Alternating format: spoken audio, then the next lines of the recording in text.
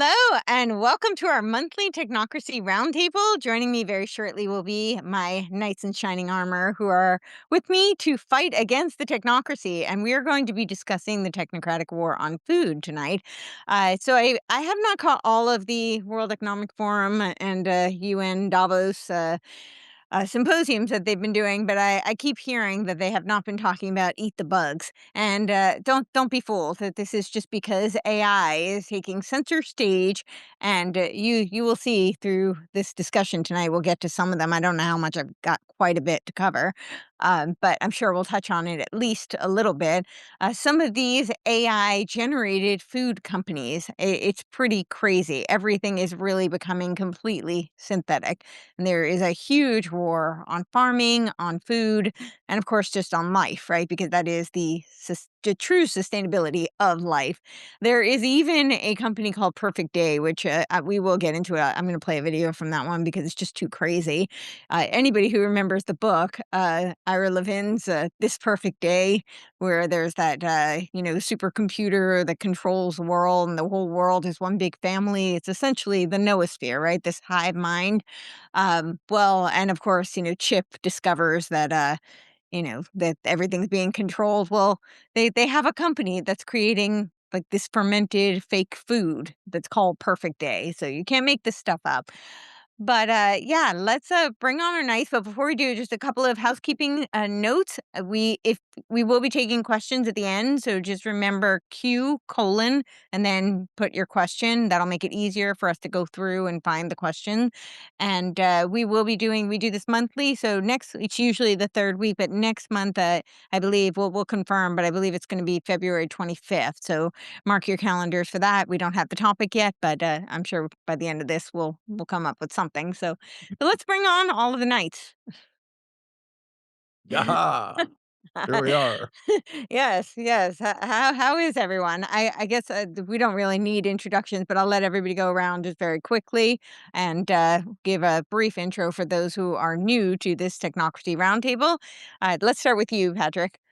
I'm Patrick Wood. I'm the editor-in-chief of Technocracy.news, and I've been the author du jour for at least 15 years about technocracy at this point. So here I am on the Technocracy Roundtable, and we have a great lineup for you today for sure. Yes. And Craig, you? Yeah, Craig Winkowitz. I've been involved in markets for, I don't know, 35 years, probably something like that. And I actually was involved in a farming operation back in 2005, 2006, 2007. It was kind of a hedge fund. So this sort of kind of straddles between traditional farming and what we're going to talk about tonight in terms of that was our approach. We kind of treated it like a hedge fund. We did a like kind exchange from some land that was in Montana, moved it to Nebraska where there was a lot of water and sat on a bunch of aquifers. And then we got involved in it, and that was a time of the ethanol crunch. And so we actually ended up becoming transporters. We would transport our own fertilizer up from the Gulf because back then crude oil was really high in price, and ethanol was fertilizer was very high in price. So we actually became suppliers of fertilizer to the area, and then we got into technology quite a bit, where we actually put in crop circles and managed it with computerization, and we were also doing some raising cattle, which has become a very tough business, being a cattle rancher these days because it's been squeezed pretty hard.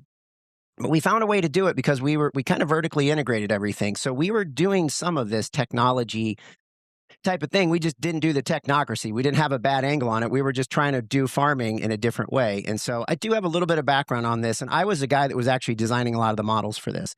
So just a little bit of background on that. But most of my background's actually in trading financial markets and futures markets, commodities, and things like that. I believe Patrick has a background in farming as well. So we've got two Indeed, I resident, do. yeah, and Aaron Day. So I got involved in this 3 or 4 years ago. I started looking into central bank digital currencies and what those were all about. And because I was noticing that friends of mine were being targeted by the federal government who were promoting crypto as an alternative to central banks, not central bank digital currencies. And in the process of doing that, I wrote a book. And while I was doing the writing for the book, I ran into Patrick Wood's research and started to understand where CBDCs are as just a small part of this overall technocracy movement that is almost a century old. And so upon realizing that, I realized that the issues that we have now are not red versus blue or US versus China. It's really global technocracy and a battle for free will itself. So for the last 3 or 4 years, I've spent all of my time trying to educate people about technocracy. And my wife and I co-founded Daylight Freedom Foundation. And so we try to educate people and then also promote alternatives for people to exit the system and reclaim their sovereignty. Awesome. Well, that's yeah. So we'll talk about the war on food tonight, and Patrick has sent a video that might be a good place to start because, in some ways, it's actually a little hopeful that people in Europe are really fighting back, and the farmers are definitely standing up. But I think a lot of people here in the United States have no clue. They don't know what's coming, and there's definitely a war on farming here, contrary to what a lot of people think. As a Patrick and I just wrote a book on how no, Trump is not the lion who is fighting the globalists. He's just creating the Technate here, and he is definitely advancing the whole technocratic agenda. So I think it's really urgent that people here are aware of the agenda and that American farmers start standing up because there's a lot they can do. There was actually, and we can get into this too, there was a whole, I know I went on Craig's show, I guess it was almost 2 years ago now, talking about the NACs, the natural asset companies, but then tied to that was these climate smart commodity projects. And of course, in typical Trump fashion, he canceled the climate smart commodity projects, which was a major upheaval for all these farmers because they had to pivot so quickly. And then, of course, all these, they tried very quickly to meet all these standards. And then all these accounts were completely frozen. But as typical Trump, he just moved it to the private sector. So it's not canceled at all. This agenda is rolling on at lightning speed, Operation Warp Speed on steroids in every capacity. So they just rebrand, and I think that's also really important for people to understand. This is not, we don't now go and cheer and Mm. think that this is done. And this is that we need to be vigilant more now than ever before.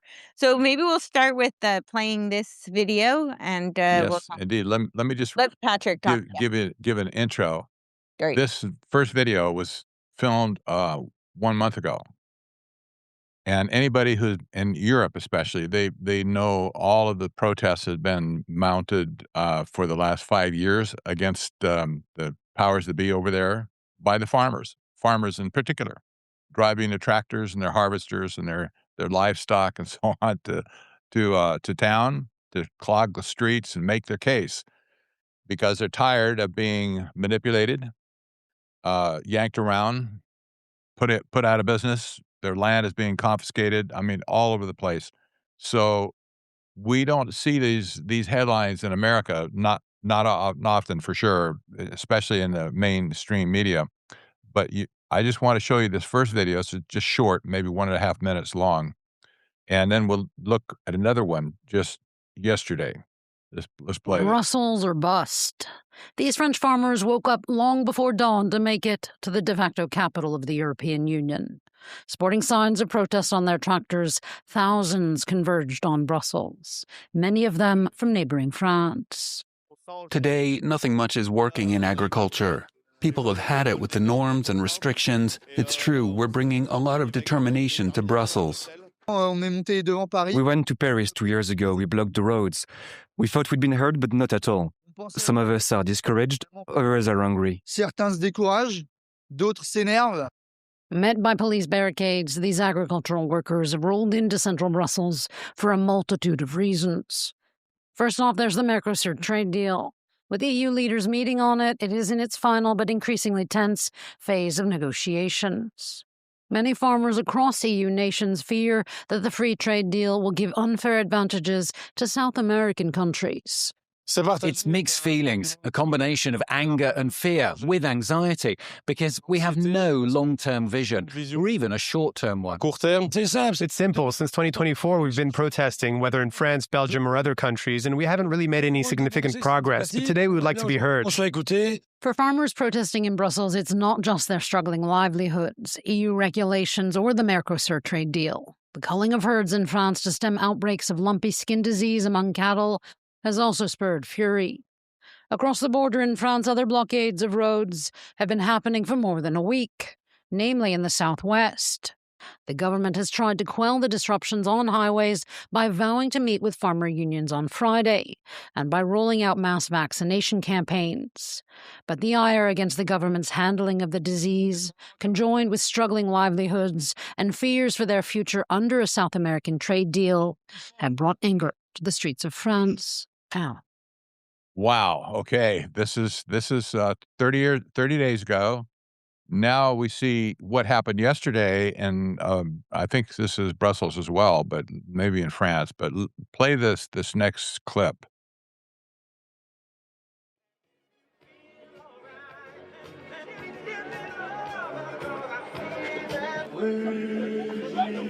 It's getting ugly. Merci, merci pour le bar. Flash bombs, tear gas.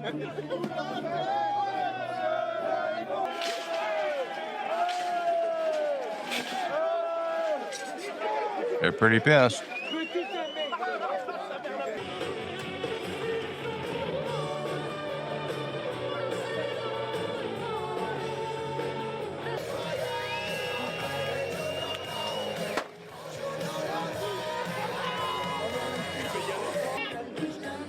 This is the day, today, what they were talking about, where the EU had to vote on this stupid trade deal that they were protesting in the first place. It would have driven them out of business, many of them. So they were desperate, absolutely desperate to get this thing under control. And so they went en masse in multiple countries to lobby or protest the European Union to stop them. Well, all of a sudden, the message got through, apparently, because this was a chicken way out. But the council, who was voting on this, decided not to do that. Instead, they gave it over to the court to decide. So it's going to be at least a year at this point, maybe 2, before they get ultimate satisfaction. But at this point, the parliament decided to give the whole thing away, not take responsibility for it. They felt the pressure for sure. My guess is if they didn't do something, they were at risk of being completely overrun and run out of town, literally, by this farmer brigade. These tractors are huge, for one thing, and you don't want to mess with them. The farmers were so irate. What's going on in Europe that they have to do this kind of a protest to get any relief at all for their plight? Well, this is the heartbeat of technocracy. We're going to talk about other things that are related to it, but this is the heartbeat of technocracy, where the bureaucrats, the technocrats on high are deciding how our food is going to be grown and raised in the future. And it's totally opposite to what the farmers want to do, what they've been doing for centuries in Europe, and they've been feeding all the people all these years. No. Technocrats know better. They're going to tell you how to raise your crops, how to take care of your animals, etc. And it's driving Europe crazy, the farmers in Europe. This is what we're talking about now. This is a hard-hearted, mean-spirited battle against humanity to take our food away. This is the article that I was talking about right here. This is the headline. I think it says they gave it over. EU lawmakers deal blow to the Monsieur trade deal by referring it to the top court. What a bunch of chickens! That's all I can say. Just chickens. So at this point, the farmers are kind of happy, but not totally happy because they'll be back when Oh, 2 yeah. years come by. They're going to be back on the street again, protesting again, and there'll probably be other things along the way that they have to protest as well. Other issues are on the table that we're not even discussing them right now. But all this to say, we're dealing with the most important topic in the universe at this point: how to supply food to the human race. And this is where we're going to pick up our conversation right now. Yeah, and it's so crazy because if you think about Europe, I mean, I've been to Europe, and they really pride themselves on clean food. I mean, they have actually much more regulations and restrictions on what can be put into their food than we do here. I don't remember the exact number, but here we allow something like 1,800 endocrine disruptors in our food. In Europe, they allow 3. So we're talking about, a place where, it's when we went to Italy for our honeymoon, and when we were there, it's like the laws are just suggestions. Like like the traffic, it's just like a jungle law. People are on these tiny little roads. For anybody who hasn't been, it's like these tiny little windy roads, and whatever part of the road, whichever side you can, carve a space for yourself, and you just figure out how to navigate, and whoever survives survives. Hopefully you don't go off the cliff. They're actually really good drivers, but they say the stop sign, the traffic, it's all just suggestions. But when it comes to their food, they have inspectors constantly. The regulations are actually very strict, and they truly believe in things being organic. They don't use glyphosate. So all this just to say, this is like a complete 180 what they're doing. It's, for people who really do pride themselves on having things be nature grown. And, yeah, so but that is the direction where they wanna go. Everything is going to be completely synthetic. The, lab grown meat are just the beginning of what, they wanna do. I don't know if anybody has anything they wanna comment on it before we open things up. Well, I just wanted to throw in there that, this farmer, those protests that we saw, like Patrick said, this has been going on for quite some time. I mean, they've been Yes. grinding on these people for a long time. And France has been doing this, obviously, northern parts of Europe, different parts of Europe now, Belgium. I mean, it's been all over the place. I don't know if I've seen much in Spain. Have you, Patrick? I haven't seen much in southern Europe. Most of it's been northern Europe. Is that correct? I think you're probably right. Yeah. Yeah. Some, but not as much. Yeah. And it really has been a grind on these farmers, and that's what we have to wonder when it comes to our country, and we don't see this going on per se. The farmers are under duress, though, in this country. They've been under duress for a long, long time, and somehow they tolerate it a little bit better. I don't know if it's because some of the infrastructure that was put in place, the ability to loan money to farmers and the way that it was structured early on, crop insurance and things like that. I don't know if it's part because the equipment and the ability to lease the land instead of farm it themselves. I don't know what the difference is, but we don't hear as much about this as I think what's going on in Europe, but it's there. And the question is, are we going to see this unfold the same way in the US as we are in Europe? And that's one of the big questions I have. I don't know if you have any thoughts on that, Patrick, in terms of. Absolutely. Yeah. Absolutely. It's unfolding right now. It's just not being talked about. And, the stories that are coming out from farmers around our country, they don't get any play at all on mainstream media, and most people in the alternative media, they don't cover it either because farming, yeah, it's like economics, who cares about the farmers? Well, there will be a time when the farmers get really sick and tired of this. They'll be squawking here. But we have a culture in our country that doesn't really support street protests. I'm afraid to say. I don't know if we're chicken or maybe we just don't wanna show our face on the street. I don't know what it is, Unless but you're Antifa, then it's fine. yeah, that's right, yeah, that's exactly.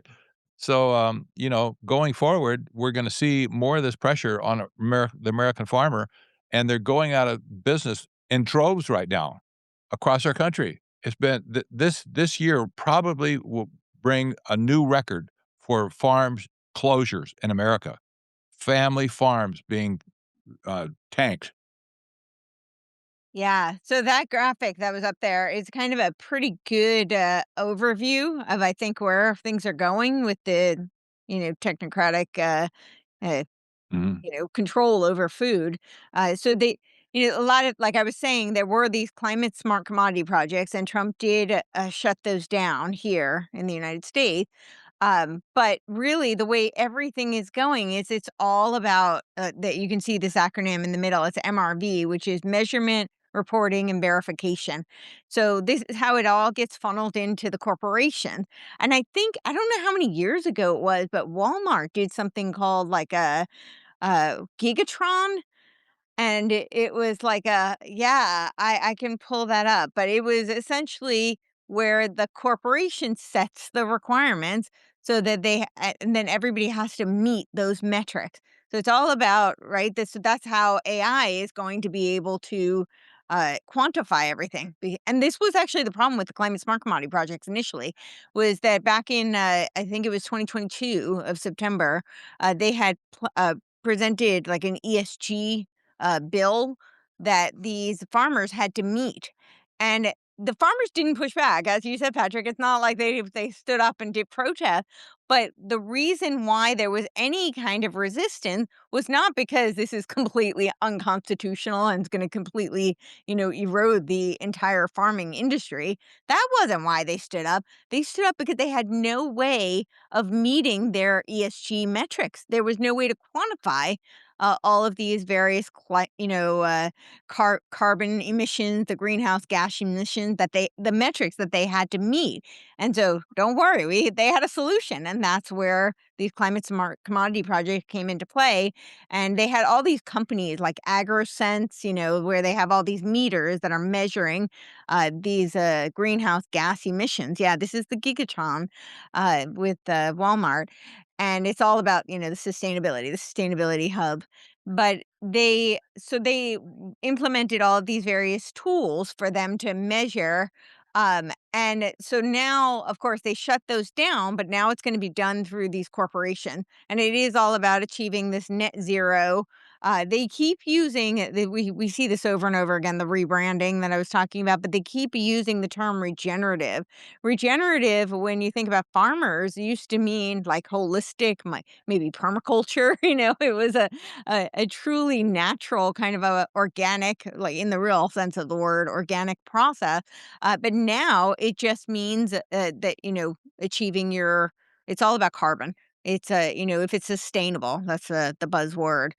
So yeah, so they move it to these metrics, MRV, measurement, reporting, verification, and then of course this is about making carbon a currency.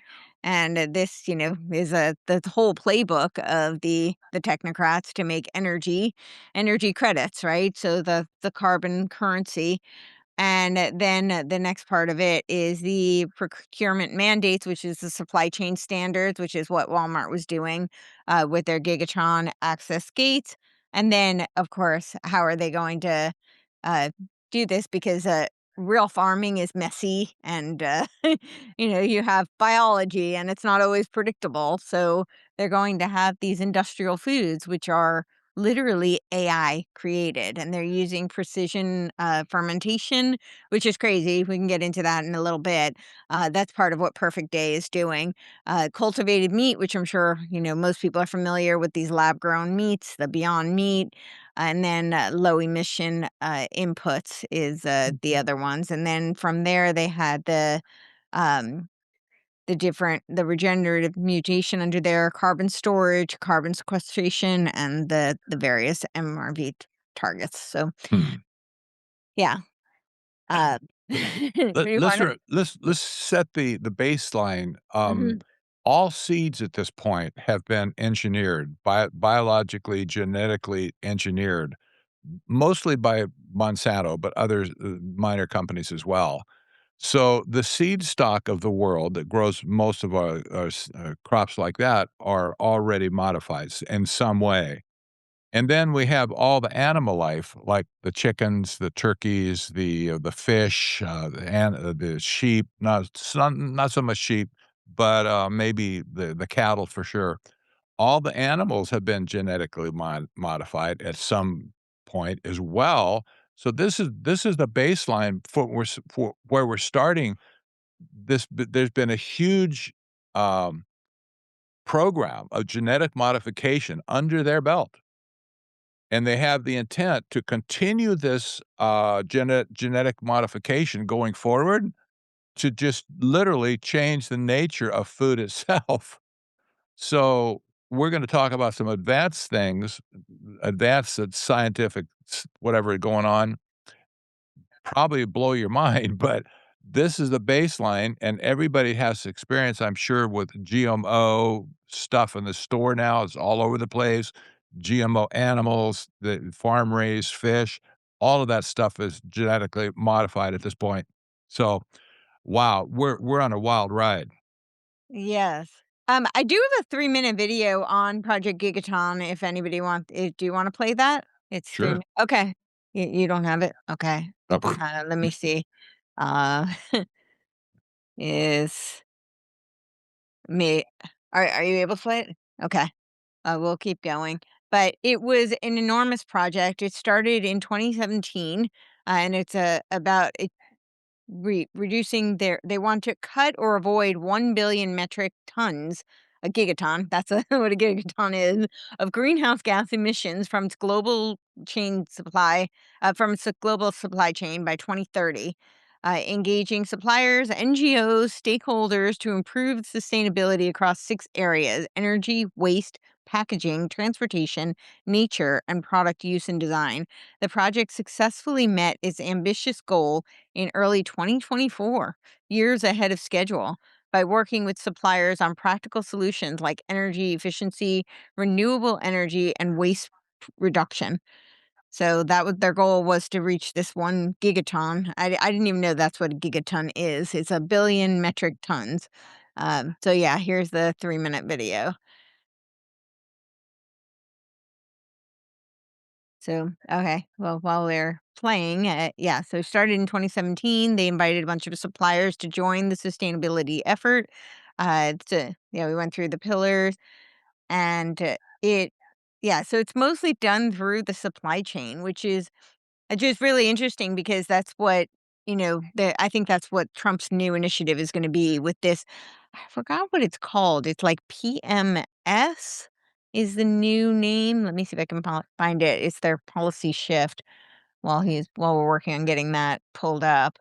Um, Quite the acronym, right? yeah, I know. I'm trying to find the acronym. Um, yeah, it's the Climate Smart Commodity. It was a PCSC program, but now it's called the AMP program, which is Advancing Markets for Producers. This is how he's shifting it from the incentive for federal to private. The new program shifts primary focus from measuring greenhouse gas outcomes to maximizing direct payments to producers and reducing administrative burdens, is what they claim. So the direct federal climate link incentives have been curtailed. Funding for conservation regenerative practices continues through established long-standing programs such as Environmental Quality Incentives Program, EQUIP is the acronym, and Conservation Stewardship Program, CSP, including 700 million regenerative pilot program. This policy reorientation accompanied by a broader administrative changes, including reductions in the USDA scientific staff, which impact climate research capacity, and directive to de-emphasize "quote unquote" climate change terminology on agency websites. And I think a lot of that, the downplaying of all this climate narrative, is because nothing about these data centers is green, quote unquote. Right? Everything there that they need, I mean, wind and solar aren't gonna power these data centers, so, and they're using, Elon Musk's, Colossus here violated the Clean Air Act with his methane, turbine. Um, so yeah, I think that's part of what's going on with that narrative. But in response to shift the federal priorities, private sector entities, non-governmental organizations, and state level programs are increasingly stepping in to support climate aligned agriculture practices. So it's not coming from the government, it's coming now from the corporations and from the NGOs. So All right, well, I'm not sure if we have that video, but I guess we can move on.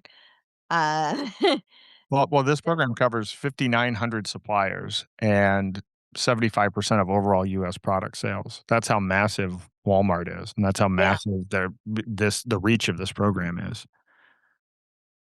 yeah, it's huge. It's huge. Yeah, so I think that that's I just the reason why I brought up that program is because I think that's really what this shift is gonna be. It's now gonna go to all these corporations who are going to set their metrics, and then they're gonna have the whole supply chain from there is gonna be in lockstep. So even though they may have canceled the program, they're actually in some ways that it's an even bigger agenda because these corporations are supranational. So it's a global, consortium that's gonna be advancing it, no longer just the USDA. Um, Well, and what are the cues that we're watching for? So obviously, Patrick, we ran those clips at the beginning. You see this stuff in Europe. I'm sure Europeans are more aware of their farming I don't know, friction, right? I guess, for lack of better words, the farming friction going on in Europe. We don't see it as much, right? I don't know if it's because we're not like as, community, tight community, whatever it is. How does this roll out? What are the cues that we're looking for in the US to as we watch this? What do you think some of the, I mean, obviously, we've got so much technology going on in the background. It's going to be pushed upon us without even really it being explained to us. I think that's a big problem. The other part of it is this like a COVID type of a thing where we get some sort of a false flag event and they just roll it out lock, stop, and barrel, lock, stock, and barrel, or is it something that's a gradual progression that we're going to go into over, a 5 to 10 to 15-year window of time? What are the cues that people can watch for? I mean, what are we looking for? Do you guys have thoughts on that? I do actually, because we're of our proximity to Mexico, to Central America and South America. We have kind of a built-in food chain at this point coming from the South. This has been developed over the years, probably 50 years at this point, and it's kind of snuck up on us because our grocery store shelves are always full of food, regardless of what's going on in the farmer market in America. So, we have avocados that are grown in uh, Mexico. We have beef being imported from Argentina, etc. And this gives a false sense of security to people in the grocery stores. That's not true in Europe. Europe cannot depend on any other uh, continent to give them food. So if their farmers run dry, guess what? They see it almost immediately on the shelves in the grocery store. We don't have that in America. And you might remember recently, also maybe a year ago, when the prices of avocados went through the roof all of a sudden because we don't have any avocados anymore in America. Um, people were paying just ridiculous prices even for one avocado. It's like, what's this crazy? What is this? Well, they're all grown in Mexico, basically. So, this is a false sense of security. This has been a plan, an intentional plan over the years to shift agricultural production away from the United States. We are not self-sufficient anymore in America. People don't see this. That they should. They should understand that we're dependent on all of our, well, not all of our food, obviously, but on a lot of our food, the things that we like to eat. And if somehow this gets disrupted, we're in big trouble. Yep. yeah. When I watch, one of the things, I obviously we can get into the, that the plant-based, side of agriculture, It's not just plant-based. We'll play the video. yeah. They're literally lab creating proteins, fats, vitamins. I mean, like, yeah, we'll get into that. But it's not just plant. It's And so crazy. when we look at the cattle market, we look at really two places. We look at feeder cattle and we look at live cattle, right? Two different ways. You've got, calf Mhm. growing operations. Basically, the way I always like to put it is you grow them up till they're a teenager, and then you hand them over and they're a teenager, and then you fatten them up, and then that's when they go to slaughter and so forth. And so there's really two different types of, do they grow them from babies up to teenagers, or do they get them as teenagers and fatten them up and send them to market? And both of those markets are sitting at highs. Feeder cattle sitting at all-time highs, live cattle sitting at all-time highs. And that puts pressure back on, and that opens up the door, right? Because it's expensive. It's an expensive product. We know that the cattle ranchers have been, squashed for decades, and then we know we have this kind of oligopoly that sits in the middle, and they're controlling the packing, and they're controlling the distribution. They're controlling a lot of the whole process. And then you have the end user, us, right, who's trying to buy this stuff. And it's at all-time high. So it opens the door to me for the technology to creep in through the back door and create these alternatives.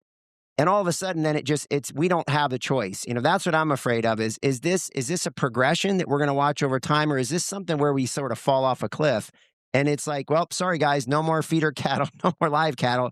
It's gone. And, it's going someplace else. And here's what you get, right? Here's your protein. Thoughts on that? Like how this unfolds, I mean, based off the other things we've watched, we've watched these, false flag events over time. And I'm just curious, how does this, because we know that this is coming, right? This is inevitable, that they're driving toward an endpoint, right?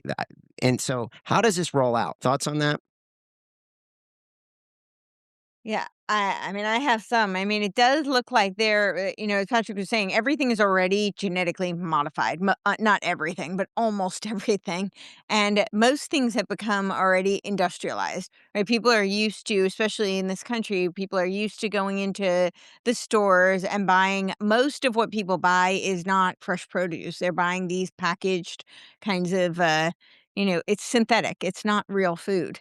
And so they're used to having everything very quick, instantly, and we see this every time there's some sort of I mean, where I am, where we're being told that there's gonna be a massive storm, and of course, it's been flooded all over the news, and so we went to the store last night, and already things are off the shelves, right? So the shelves are empty, so people don't have they have this sense that things are at their fingertips because they're so disconnected from our soil and from nature. So they have a sense that we can just go into a store and everything's going to be at our fingertips and everything's mass produced. Of course, what's mass produced is typically genetically modified, synthetic chemicals. It's not real, but people think they can get it instantly. But we're already starting to see a little foreshadowing. We saw it certainly 5 years ago. Whenever anything any kind of crisis hits, whether manufactured or natural, the reality is things are not at our fingertips because it's all contingent upon the supply chain because it's not natural. People aren't going into their garden and just picking. I mean, some people are, but most people are depending on the big box stores. And I think what they're doing is they fostered this dependency, they fostered this false sense of security, and they're incrementally shifting this. So we see constantly with the labels where how things get shifted, right? The term organic. Organic only applies to like 90% of it has to be organic. So they get away with putting in all sorts of natural flavors. Is it really natural? And they constantly do this where they keep shifting what the regulation is and then what the labeling is. And the trend is constantly to increase the amount of synthetic that is allowed. At least that's what I'm seeing the trend to be. So I think that what we're going to see is that at some point there will be some sort of a shift where people are going to be either without, and their only choice is going to be this kind of completely synthetic manufactured.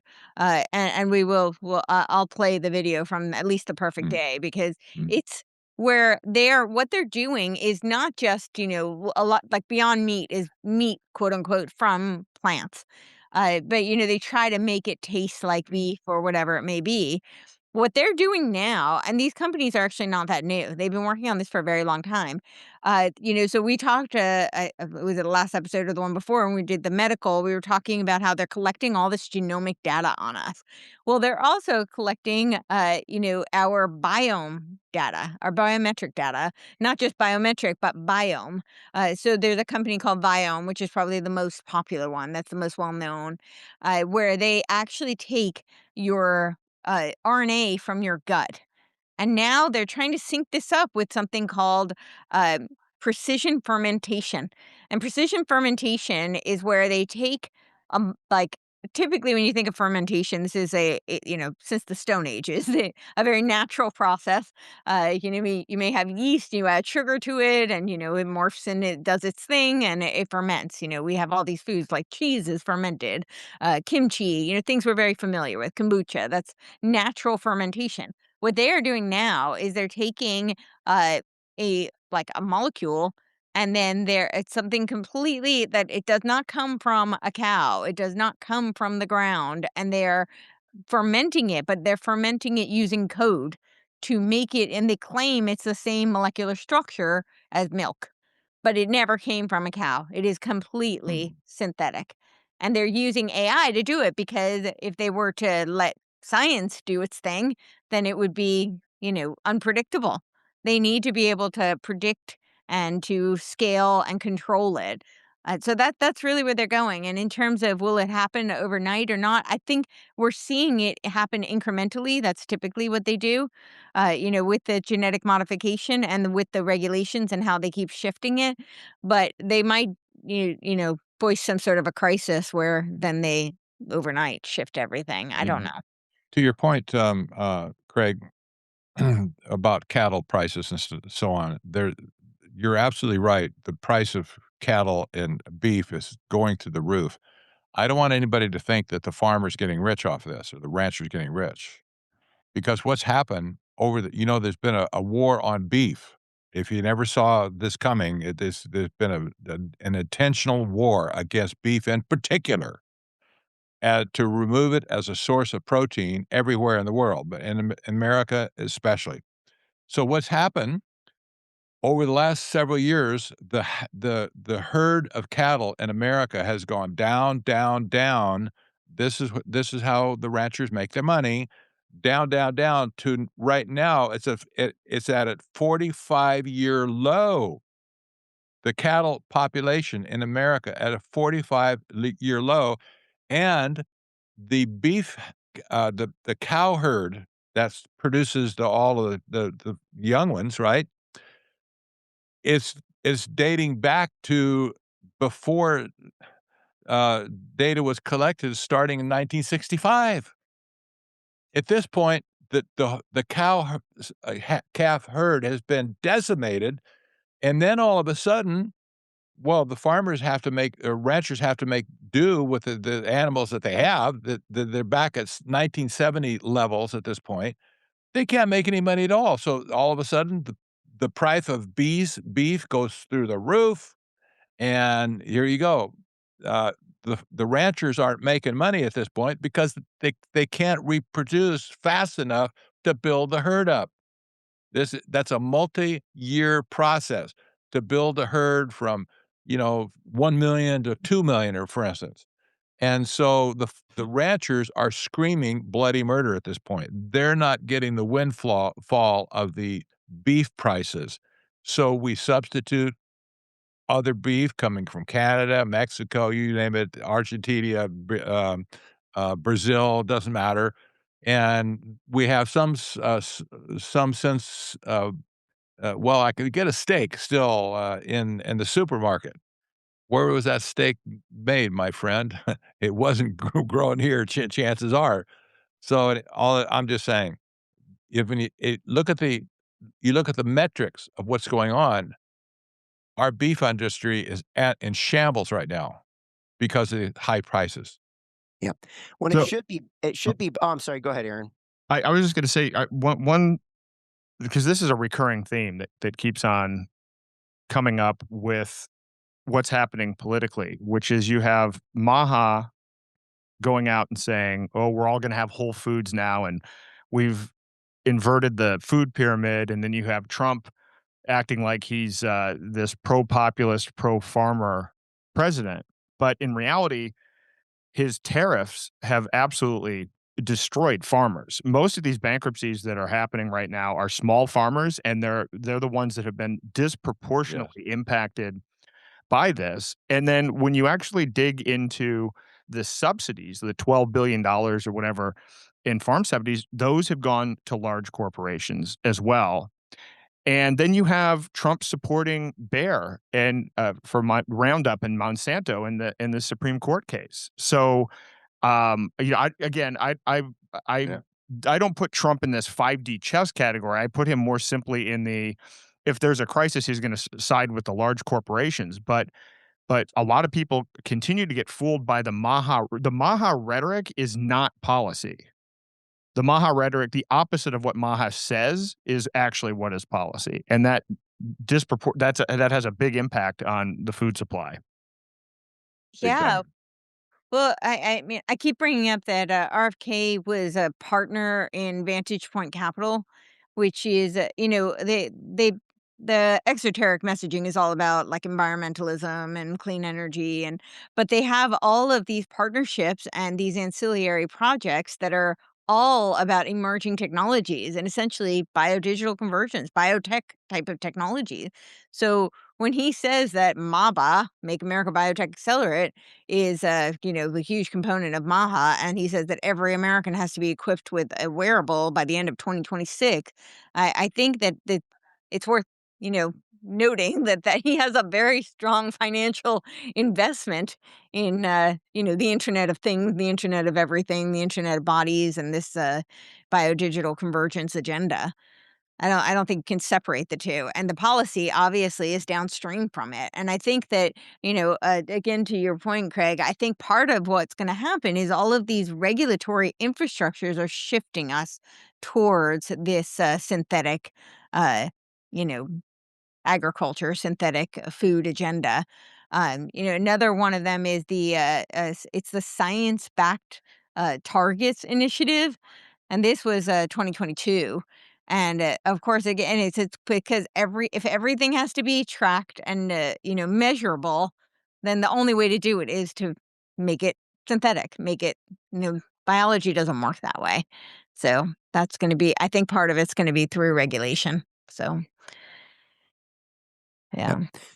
Well, my big fear is it's like, is that, we talk about this and people may even get wind of, okay, we could have food shortages or look, I mean, meat prices people have to realize meat prices are high, especially if you're trying to buy clean meat, that's supposedly organic and so forth, And so, if you look at it, it should if you look at it from a business perspective, it should make sense. One of the big feedstocks for cattle is corn. And, you can use substitutes of wheat and soybeans and so forth, but typically corn, right? That's going to be a big feed product for cattle. And it's at low prices. Soybeans and corn and wheat are all at almost record low prices. And yet feeder cattle and live cattle is at record high prices. So you would think that the farmer would be making a fortune right now, like Patrick said, but they're not. And it's because of the people in the middle, right, that have learned how to package this stuff, and they take it to slaughter and package it up, and the way they ship it off to the stores and move it around. And the thing is, our DOJ, right, and USDA should be watching over this, and they should be stopping. There are acts in place. I mean, you have the Clayton Act, you have the what is it? There's 3 or 4 acts in place that should break this apart, right? That's their job, and they're not doing it. And my fear is that if it just keeps going along, nobody does anything about it, right? We just keep watching this thing continue to progress. And, do we just progress ourselves right out of, like, where does it, people won't do anything unless they can get some sort of a prediction as to how this is going to unfold and what's their role in it. Does that make sense? I'm just trying to figure out how to get people, because I don't know if they believe it. I don't know if they believe what's going on in some senses.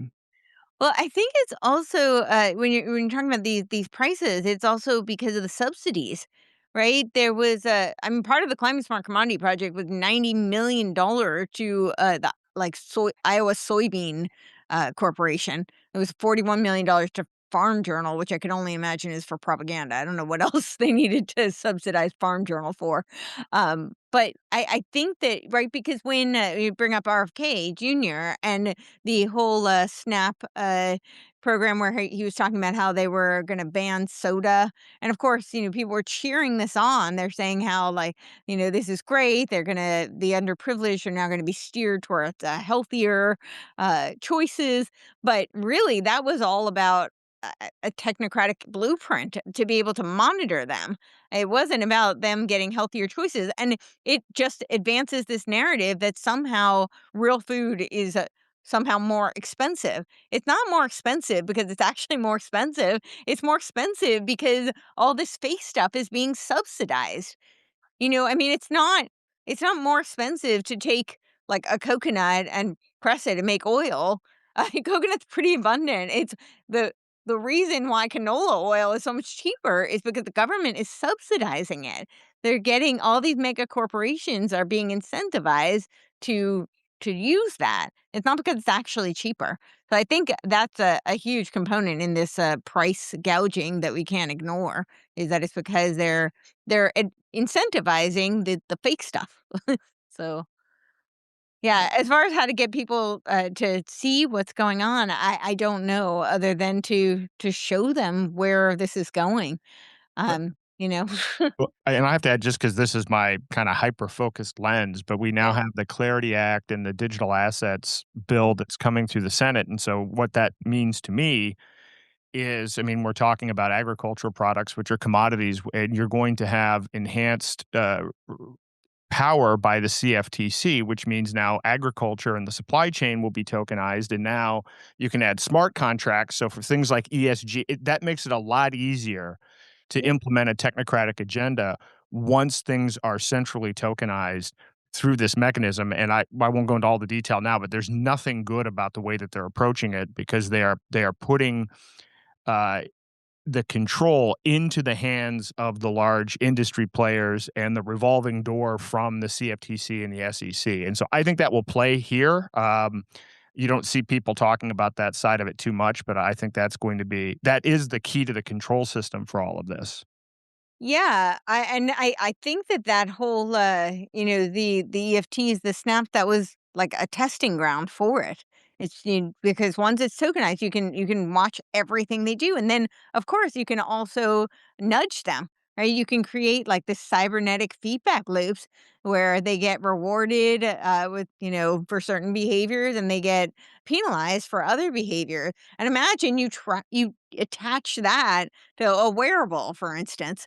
Right? Oh, well, you got your 10 steps today. Okay, maybe we'll give you like a discount on a soda this week. I mean, I'm making up, ludicrous examples, but like I think that's where they're going with all of this, is that as long as they can track, and the whole ESG, people keep talking about the 17 sustainable goals, but and of course they're very relevant, but I think the whole social impact finance component of it really can't be ignored, because as Patrick has been screaming for the past several decades, it's about capturing all the resources.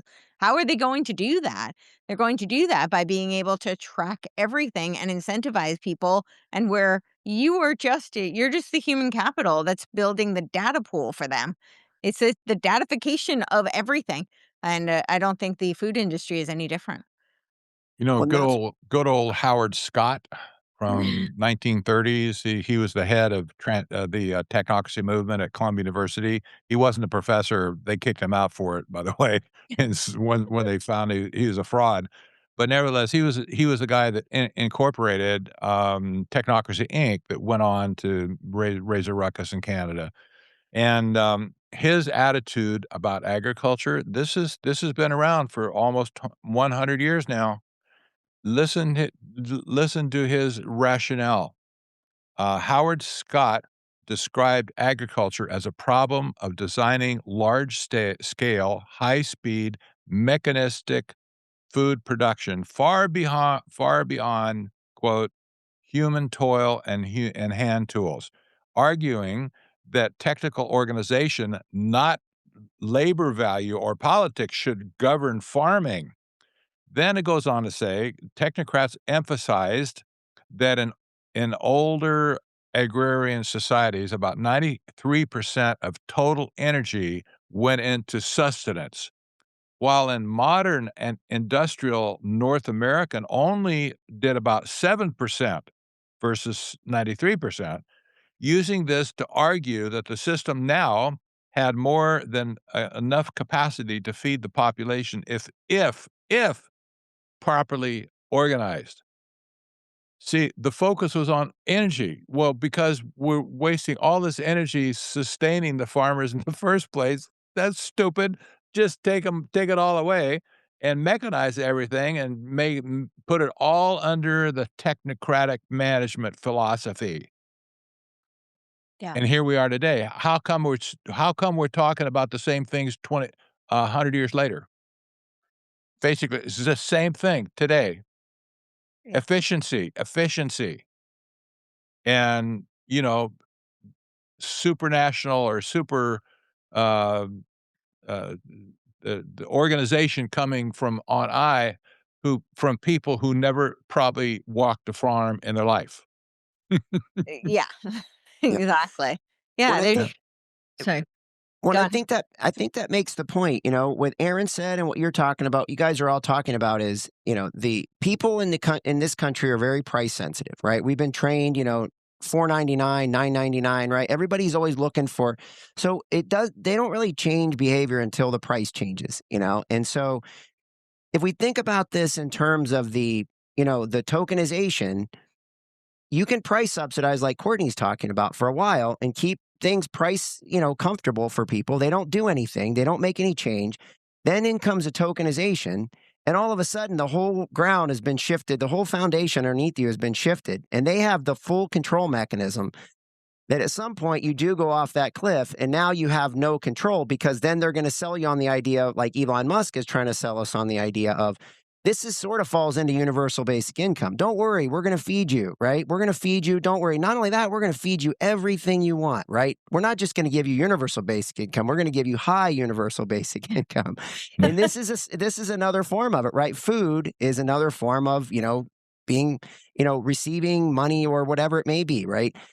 So I think that's how this can work, right? Is, they ease us in with subsidies, kind of like Courtney's talking about. Then in comes a tokenization. They have full control of the mechanism and nobody really ever sees what's going on. And that's my big fear is, that people aren't going to take any action. They're not going to do anything. They're not going to find out, there's no change mechanism in place to stop this before it happens. And does that make sense? I just want to try to get that clear because we don't really see it going on. It's that slow creep, but underneath us that we just don't see happening. And that's always a concern to me is that everybody says, well, it hasn't affected me yet. It's been 100 years, Patrick. Nothing's changed in 100 years, but it is changing. That's our point here. It's Well, changing rapidly. it's changing rapidly and people are being affected. I mean, we have a massive health crisis. And I can't, I don't think we should ignore what they're doing to our food supply as a component. I mean, right? Was it Hippocrates 2,000 years ago who said, let food be thy medicine? Well, if your food is all coming out of chemicals that are toxic, then how is that going to be healthy and healing? It's great that I think they always throw these bones, and the food pyramid is definitely a step in the right direction. I think it's better.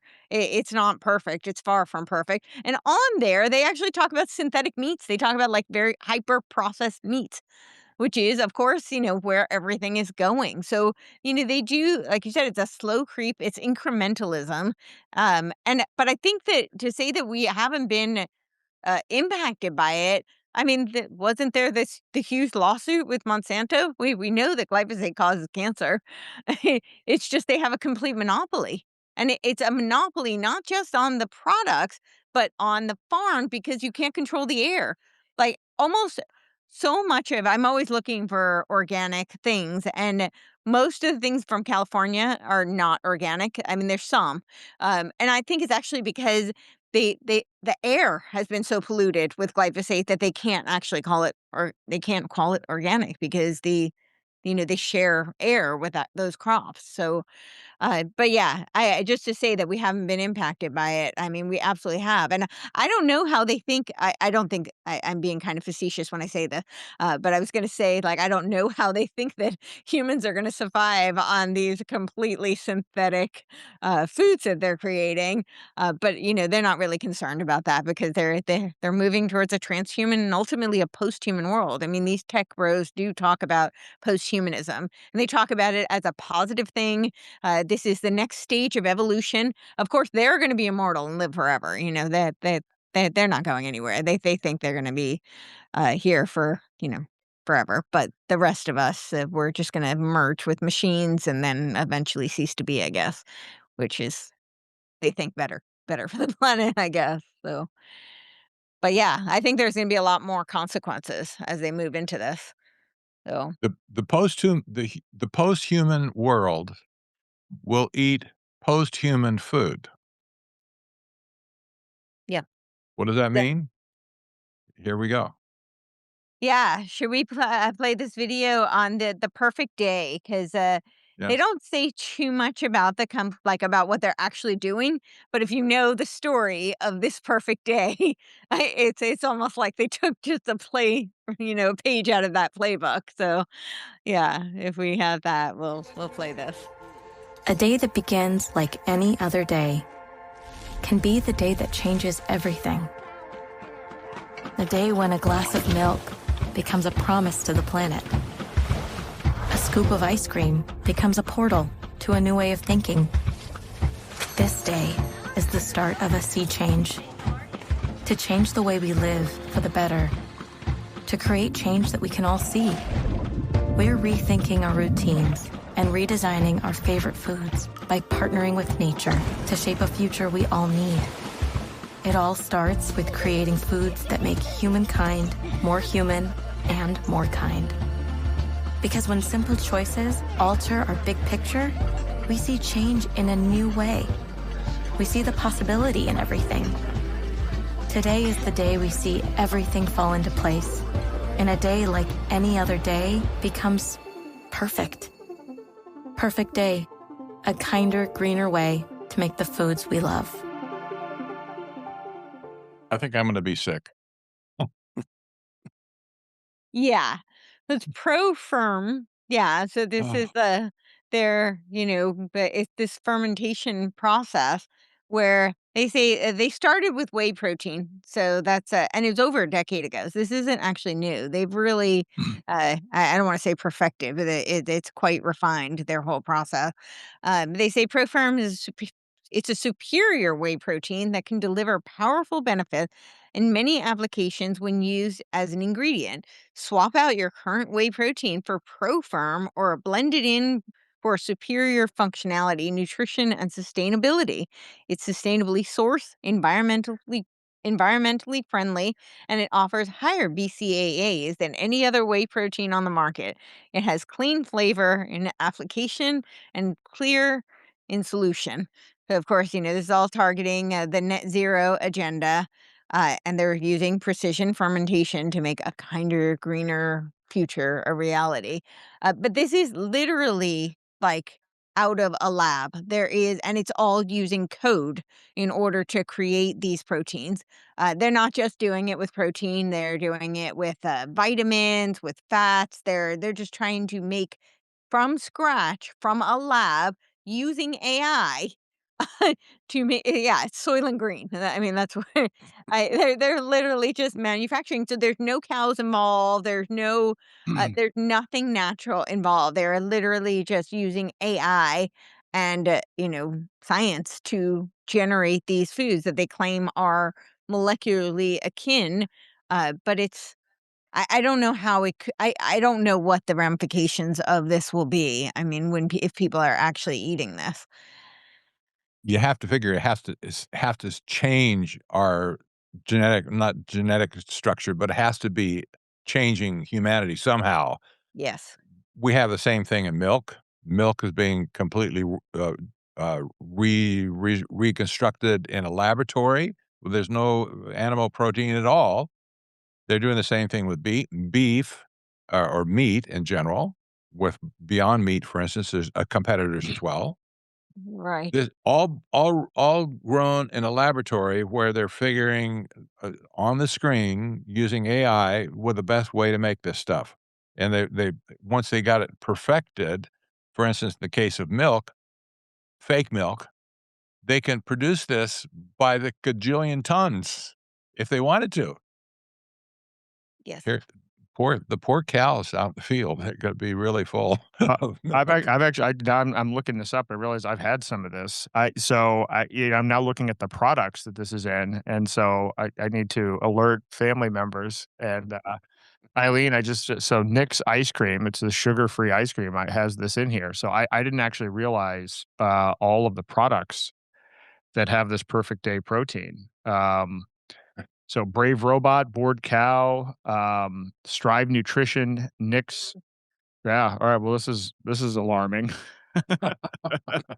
Yeah, well, and this is what I was saying about the how they do this incrementally. They just seep it in, and they do it under the banner. It's all through regulatory processes because they change what the regulatory protocols and requirements of certain labels and measurements that they and what they have standards that they have to meet.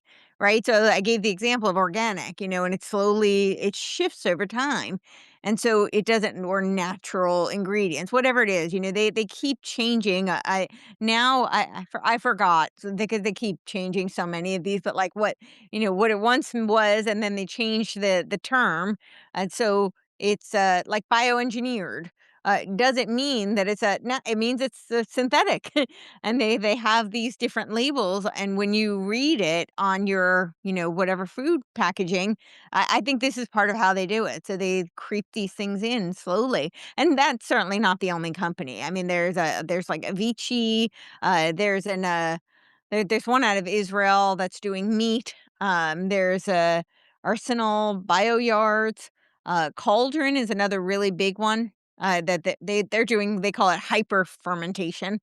But yeah, this is everywhere. And now, if you just think about what they're doing with these, like Biome Company, for instance, and this isn't to knock them because I'm sure there's some good that comes out of people knowing their, gut biome and being able to adapt their diets accordingly. I think that there can be a lot of good that can be, derived from that. However, imagine a world where you've got this completely like, yeah, this is one of the studies that I was looking at there, and this is out of the USDA, monitoring the gut microbiome via AI and omics, and new approach to detect infection, AMR, and support novel therapeutics in a broiler precision farm. So just imagine where now they've detected these things about your, various RNA structures and DNA that is in, when they map your GI and they do your GI biome. And now they're going to come up with something that is precisely targeted for you, a diet that is precisely targeted for you. Of course, all under the auspices of, improving your health.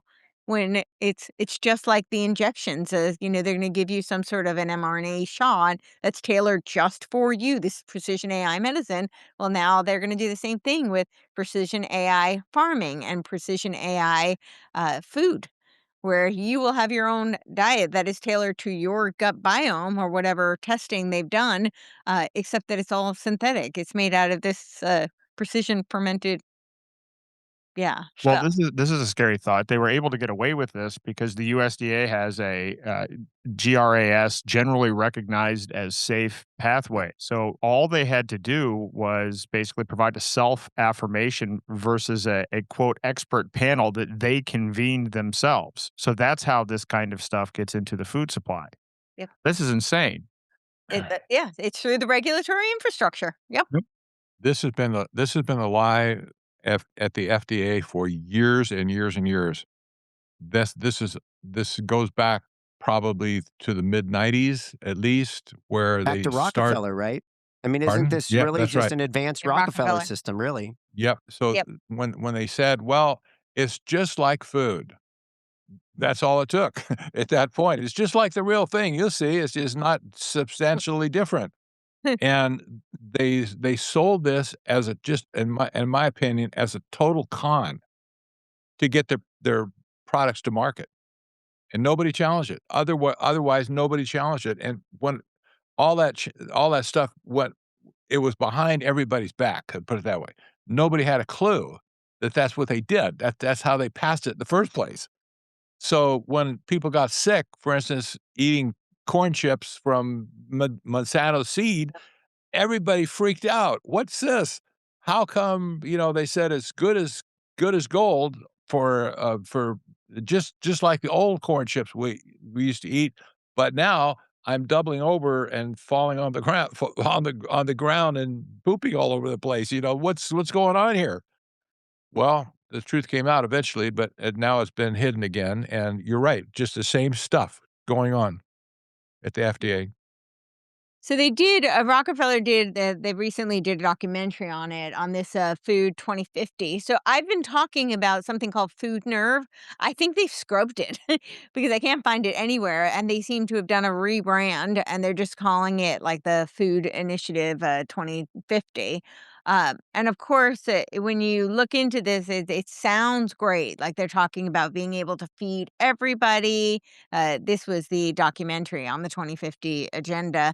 They're talking about how they will be, able to create abundance and feed everyone. And they do use these terms like regenerative, which I really encourage people to look into what the UN means by regenerative. It is not permaculture. This is not, holistic farming. This is Yes. all about meeting net zero agenda.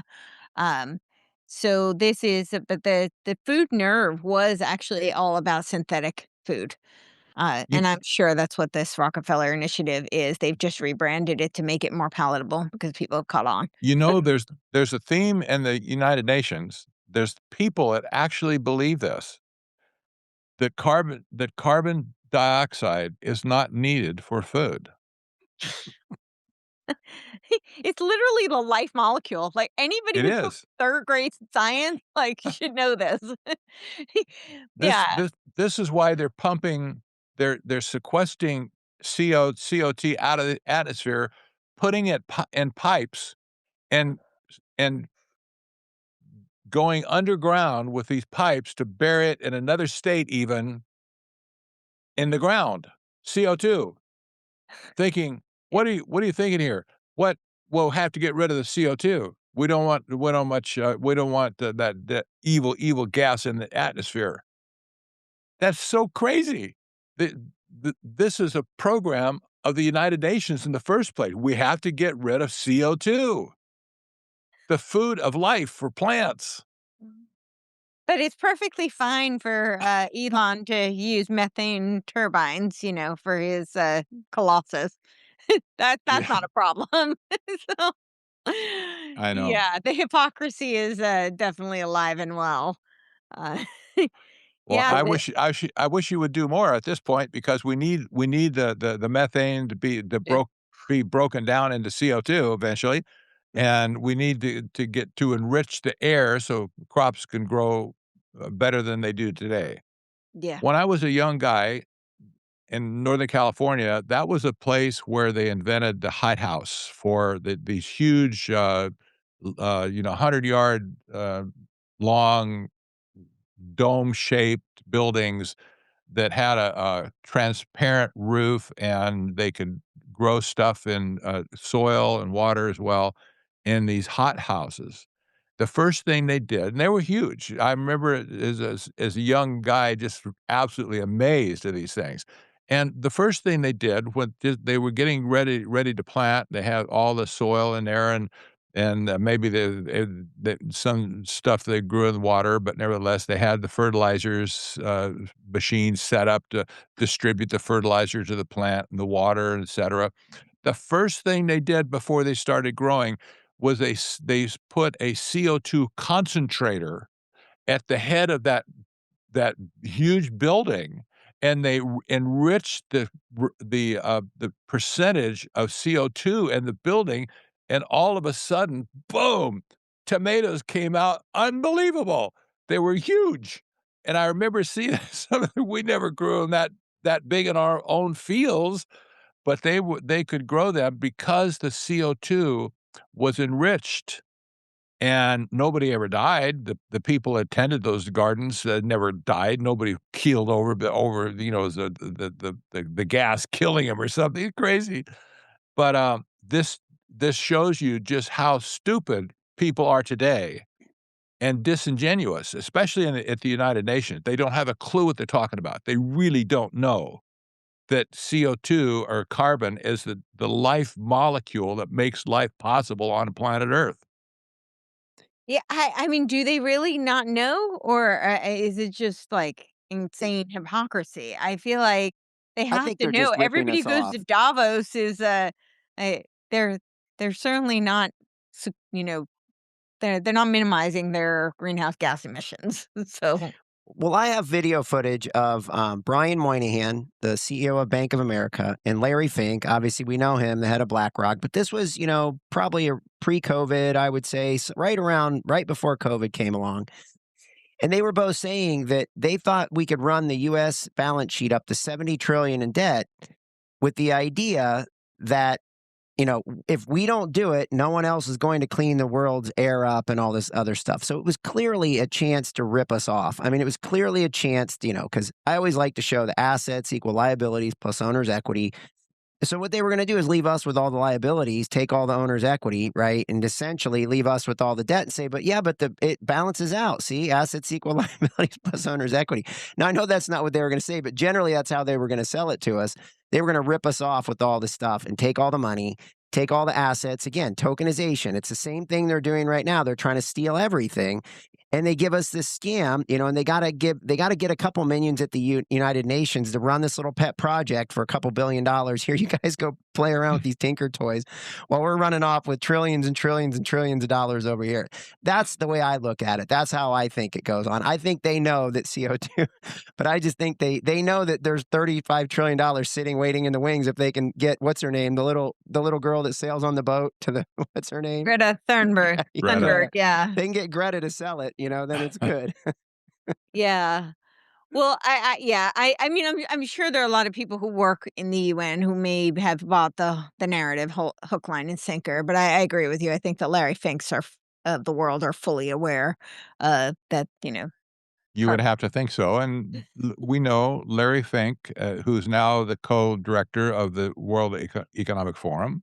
I Mhm. saw him on a video today talking to several people, uh, and he's a member of the Trilateral Commission. He understands exactly what he's doing, and he's in charge of the CEO and chairman of BlackRock. So here's a guy who knows exactly what he's doing, and he's basically lying through his teeth when he says certain things. Some stuff I spotted when he spoke. Say, you can't say that, Fink." There's no way, but he does anyway. Um, He's been so pushing yeah, hard on the tokenization. He's been pushing very hard. He's written exactly. dissertations He very just hard. said everything will be that can be tokenized will be Will be. tokenized. Yeah. They That's want pretty blank. That's pretty broad. Yes, Yeah. it is.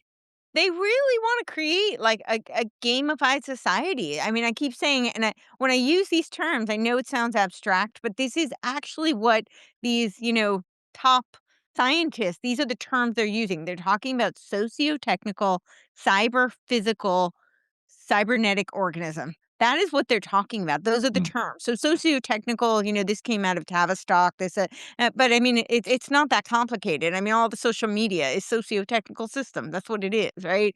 Cyber physical. This is what the whole gaming world has primed us for. That was the intellectual preparation of the battlefield, where people are in these virtual reality kind of these, immersive experiences. That's what these video games have morphed into. And now we have these ARGs, alternate reality games.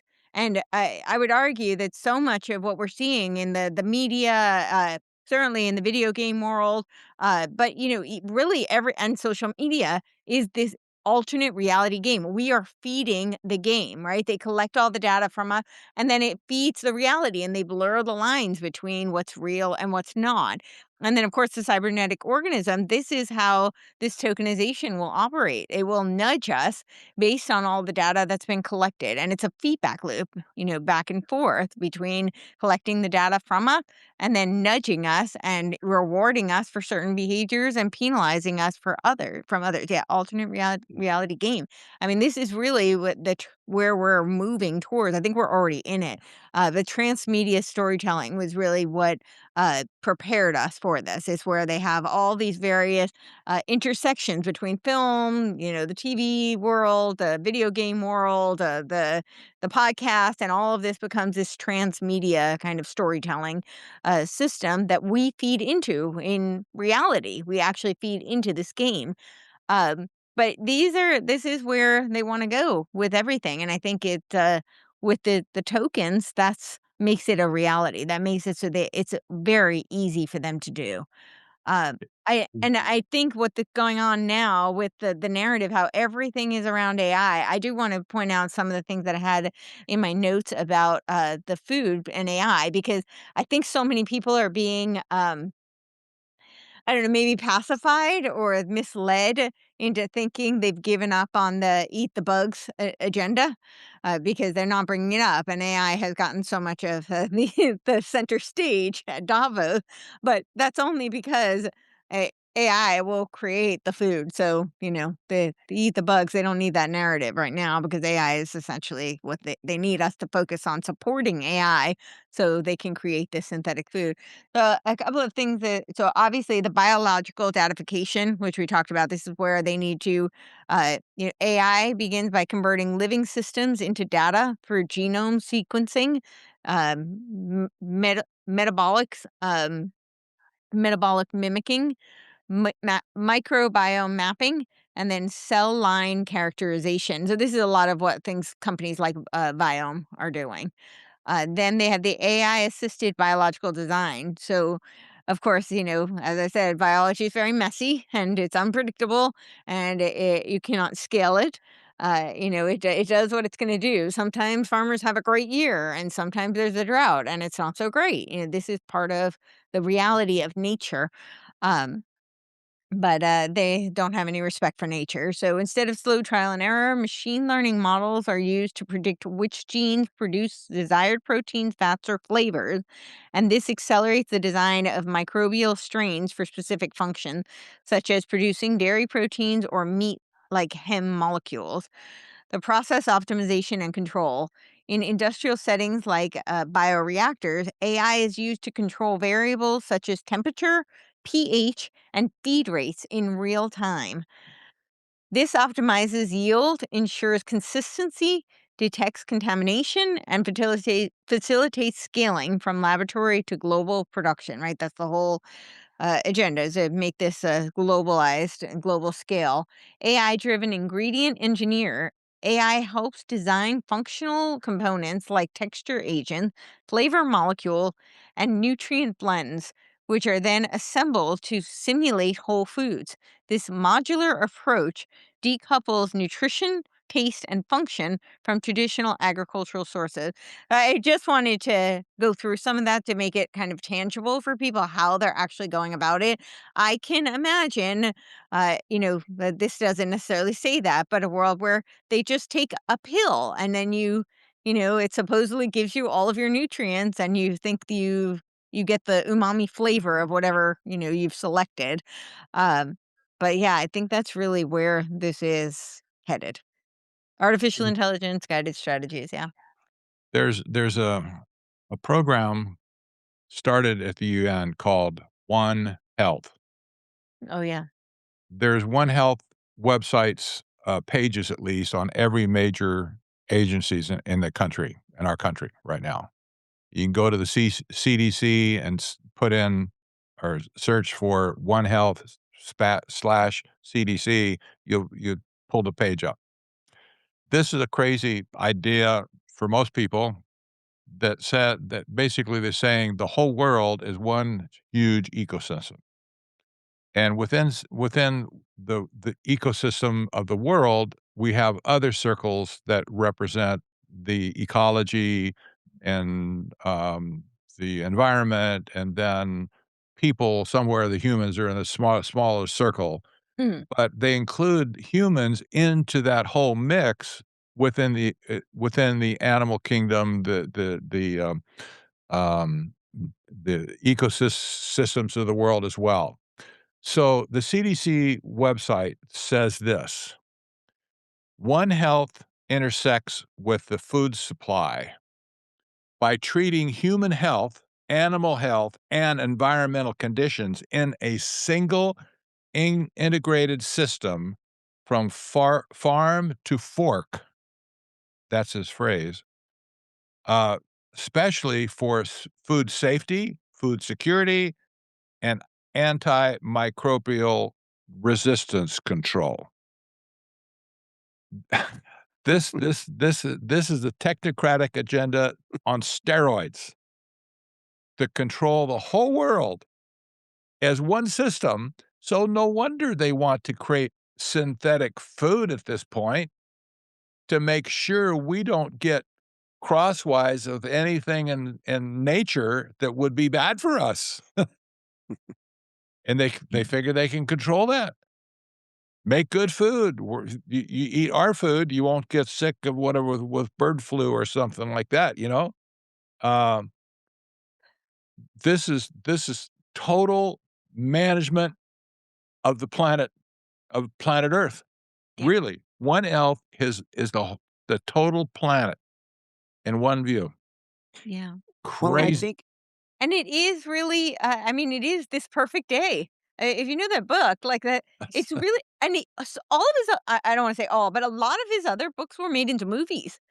That one has not been made. And I think that they don't want to because it's like they're fine with doing all this weird kind of predictive programming, but that seems to be a little too on the nose for them. I'm really surprised Hollywood hasn't snatched that one up. You know, it's I don't know, it's because they've taken a lot of his other books and made them into movies, but that one, I mean, and it's exactly what they're doing. I mean, it is the blueprint. I don't know, I mean, chicken egg, who knows if he was fed the narrative, I don't know too much about his background, but but Y yeah, but it is exactly what they're doing. You remember the day that, margarine came out? That was what, in the Oh, yeah. '60s, maybe? The early I think it was in the '60s. Margarine, that was a that took the market by storm, and you might remember the ad that they posed that it was just as good as nature and, they Yep. showed cows, whatever, and then Mother Nature shows up, and mo Yep. do you remember that? Anybody remember that ad? I don't And remember it, but I well know that they were subsidized. well, It I was know, but then Mother Nature shows up and says, "It's not nice to fool Mother Nature." And then zap, lightning came down and blew them all up, except for the margarine. The margarine survived. And people still buy that narrative that somehow Yes, margarine is better for you than butter. I've had exactly. this argument with my own mother. I'm Mhm. like, it's completely synthetic. That it's not better for you. Yeah. But yeah, and it was subsidized by the sugar industry. Mhm. Yeah. Yeah. well, it's like Velveeta cheese. You could double that with a light. You could use that for a light at night.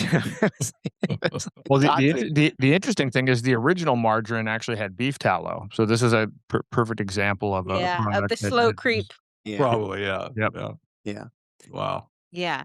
Well, and even tallow now, so there is this whole marketing shift where a lot of companies are starting to move over to tallow, and but there's a one major supplier. This is also the problem. So you have companies like Cisco that are basically a monopoly on the entire restaurant and supply chain of the food industry. And so you've got tallow, which, Armor is one of the I don't really know of any other mass suppliers of tallow. I know there are some more smaller, companies that are using tallow that is actually grass-fed, 100% and, clean tallow, and we're hopefully gonna get into that. We're doing the skincare tallow, which next month we will really launch. It's been quite a road to get there, but we should have that next month. But what they're doing with Armor is that they have all of these various chemicals like a PEG and these other preservatives. So it's not all. The whole point of tallow is supposed to be a cleaner fat source for you to, cook in. But when you add all of these other chemicals, that you're just adding the toxins, and toxins are stored in fat. So you're not actually getting a healthier product. You're just getting a different branding, different marketing. But this is, again, I think part of that slow creep, right? Because it's tallow. Yeah. So it's got this TBHQ, which is the carcinogenic. Citric acid, which if it's truly from fruits, I doubt this one is. Some citric acid comes from mold. Malic acid and citric acid is like a fungus. Yeah, added to preserve freshness. And I don't know, I can't see the other ingredients on the screen, but yeah. So I think this is part of, they add synthetic things to things, but they give you, it's all done through marketing. I want to have a straw poll here for just a second. I'm looking at the YouTube live feed Yeah. in another window, and I want to ask you please, just the four of you, us, how many people did you tell about this roundtable today? I'll confess, I had let's see, I distributed to almost 50,000 people today. Wow. Notice of this webinar. How many? What? Tell me what you guys did. Do you have any idea, roughly, how much exposure you might have had? Like, add up your mailing list, your Right. Substack, uh, your Twitter feed, right? I know all you have something. Yeah. I mean, I put it on my socials, so I did it that Okay, way. okay, So, Twitter's like 8,200, and yeah, okay, okay. but My guess is between all of us, we probably have 75,000 people that got tagged mhm. Yep. to listen to this video, right? Yep. How come we have 177 people watching right now? What's going on here? Okay. Is YouTube throttling us? Do you think? Okay. I mean, I'm asking the question to our audience as well. Yeah. Where are the viewers at this point? Right. I know This I get no distribution at all on YouTube, but if I were streaming this live on X, that we would get more distribution, interestingly. But That is interesting. probably so, but nevertheless, what the YouTube is, of course, that's part of Google. Uh, Yeah. and my gut is we're being censored to death at this point. This is really, really sad. It tells you that they don't want our story and our information getting out to the American people. Right. So anybody that's watching this on the 176 or 7 or 8 or 8 Yeah. 180 of Share it. you got listening online, spread this at every platform you can get your hands on at this point. And I don't care what it is, just blast it out Yes. so And people get it. also and if you're not subscribed, do all of that just because it helps the algorithm. So, definitely share this out, hit the thumbs up, all of that helps. Comments, all of it does help boost it. I did recently, I actually didn't do it, so I haven't seen it, but my husband did a investigation, like Grok will let you see the internal algorithm now. And we did an investigation on whether or not you're being, shadow banned or censored. And it said that I was, and we asked, why? And it said because my topics on technocracy are very controversial. Yeah, big surprise. So, yeah, I they guess didn't like free that. free speech isn't supposed to be controversial, I guess, right? Yeah, well, it's freedom of speech, not reach. Remember? Yeah, he made well, that I mean, very clear. well, related to that, and this is ironic, that the most viral post I've ever had got 5.5 million views, and it was analyzing the terms of service on X, which, by the way, they can sell your data, they can use it for their AI, they can give your information to government authorities. If you have a complaint, it goes to one town court in Texas, and the maximum damages you're entitled to is it's like $100 or $200. It's horrendous what the terms are. Mm. So there is no freedom of reach at all, or excuse me, freedom of speech. But I mean, the Speech. freedom of reach thing is highly controlled. Yes. Yeah. Yeah. And it's not just on X, it's just that Elon was actually pretty transparent about it. Um, but, it's everywhere. This is that yeah, the freedom of reach is and freedom of speech is definitely also being censored. Under attack big time. Big time. By the way, I'm ramping up Citizens for Free Speech again. Great. We're gonna launch an all-out defense on free speech in America. We have to do it, folks, and I'll tell you Yes. what, if we don't do it, we're all dead in the end. We won't have any voice at all. And We'll be so sorry, I didn't mean to cut you off, but speaking of, did you see the national securities, bill that he's basically censoring the First Amendment? He's censoring freedom Yeah, of speech yeah, in the bill. yeah, yeah, you're right. That it's a diametric Yeah. opposition to our First Amendment. This Yes, is our, champion of freedom, it's yeah. and I read the document that seeded the WEF, thing going on right now in Europe. Yeah. I searched that document for certain words. Mhm. One word came up that I was searching for in particular, misinformation and disinformation. It was always listed together, misinformation and disinformation. This document was only, I don't know how many pages long, maybe 50 pages long.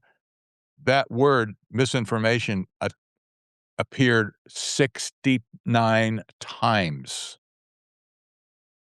You think they're concerned about misinformation? That was not a major theme. However, they didn't talk about it at the conference. I haven't heard it at this point, but 69 times and about 50 pages of text, give me a break. We're under big attack by these people at this point, and there's gonna be nowhere to run at this point if we don't get a handle on it. Yeah.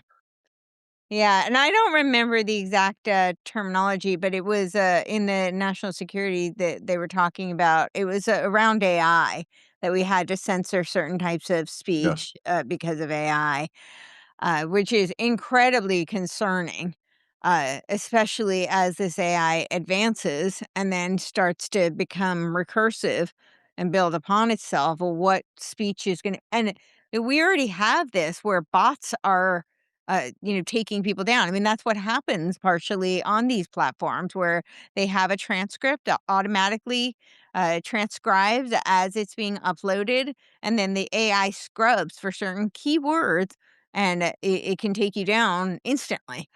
And so and that I think is only going to become incremental as Well, a and it can do that based on vocal patterns. So Mike Adams was telling me that his voice is actually tracked on YouTube. So not only is he not allowed on YouTube, but if his voice pops up, the content is removed. yeah, I People believe it.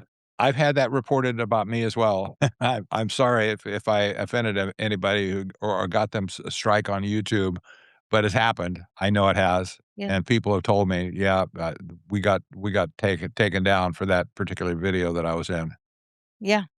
Yeah, Yeah, I have a friend who, puts a 0 in my name when he has me on because, of the algorithm, there you go. so yeah, it's definitely a real thing, and I think it's gonna get worse, and it's just it's astounding because that's our First Amendment. I mean, that's the Bill of Rights. The First Amendment is freedom of speech, and they're actively, uh, just obl obliterating it in front of us in real But time. yes, and remember, it's not just freedom of speech. That's first part, but Yeah. freedom of the press, Oh, yeah. the freedom to protest, the freedom of religion as well. Yeah. There's a package behind it. Oh, yeah. Free speech leads the way, but all of these other things are just right behind it. Oh, yeah, and Yuval Noah Harari was saying and I caught some of his speech where he talked about how AI is gonna completely rewrite religion, because after all, the Old Testament is just a bunch of words. That's what he said. He said, "It's just a bunch of words," and what happens when you have a computer, an AI god per se, who knows the words better than human, and they can just rewrite the religion, where they're just gonna take over. That's what he said. Well, and he also said free will is over, right, at the last World Yeah, he did. Economic Forum. Mhm. So I think what they're doing is I think they were a little too bold. I think they knew that they had all this AI coming, and I think they got a little too bold, a little too out there. And this year they've renamed it. This year it's called a spirit of dialogue, right? That's the theme for the World Economic Forum, a spirit of dialogue. So I think what they're doing, this goes in with what you're talking about, them throttling us because they know that it can have an impact, and they actually probably saw more of an impact than they thought it could have. People, pushing back.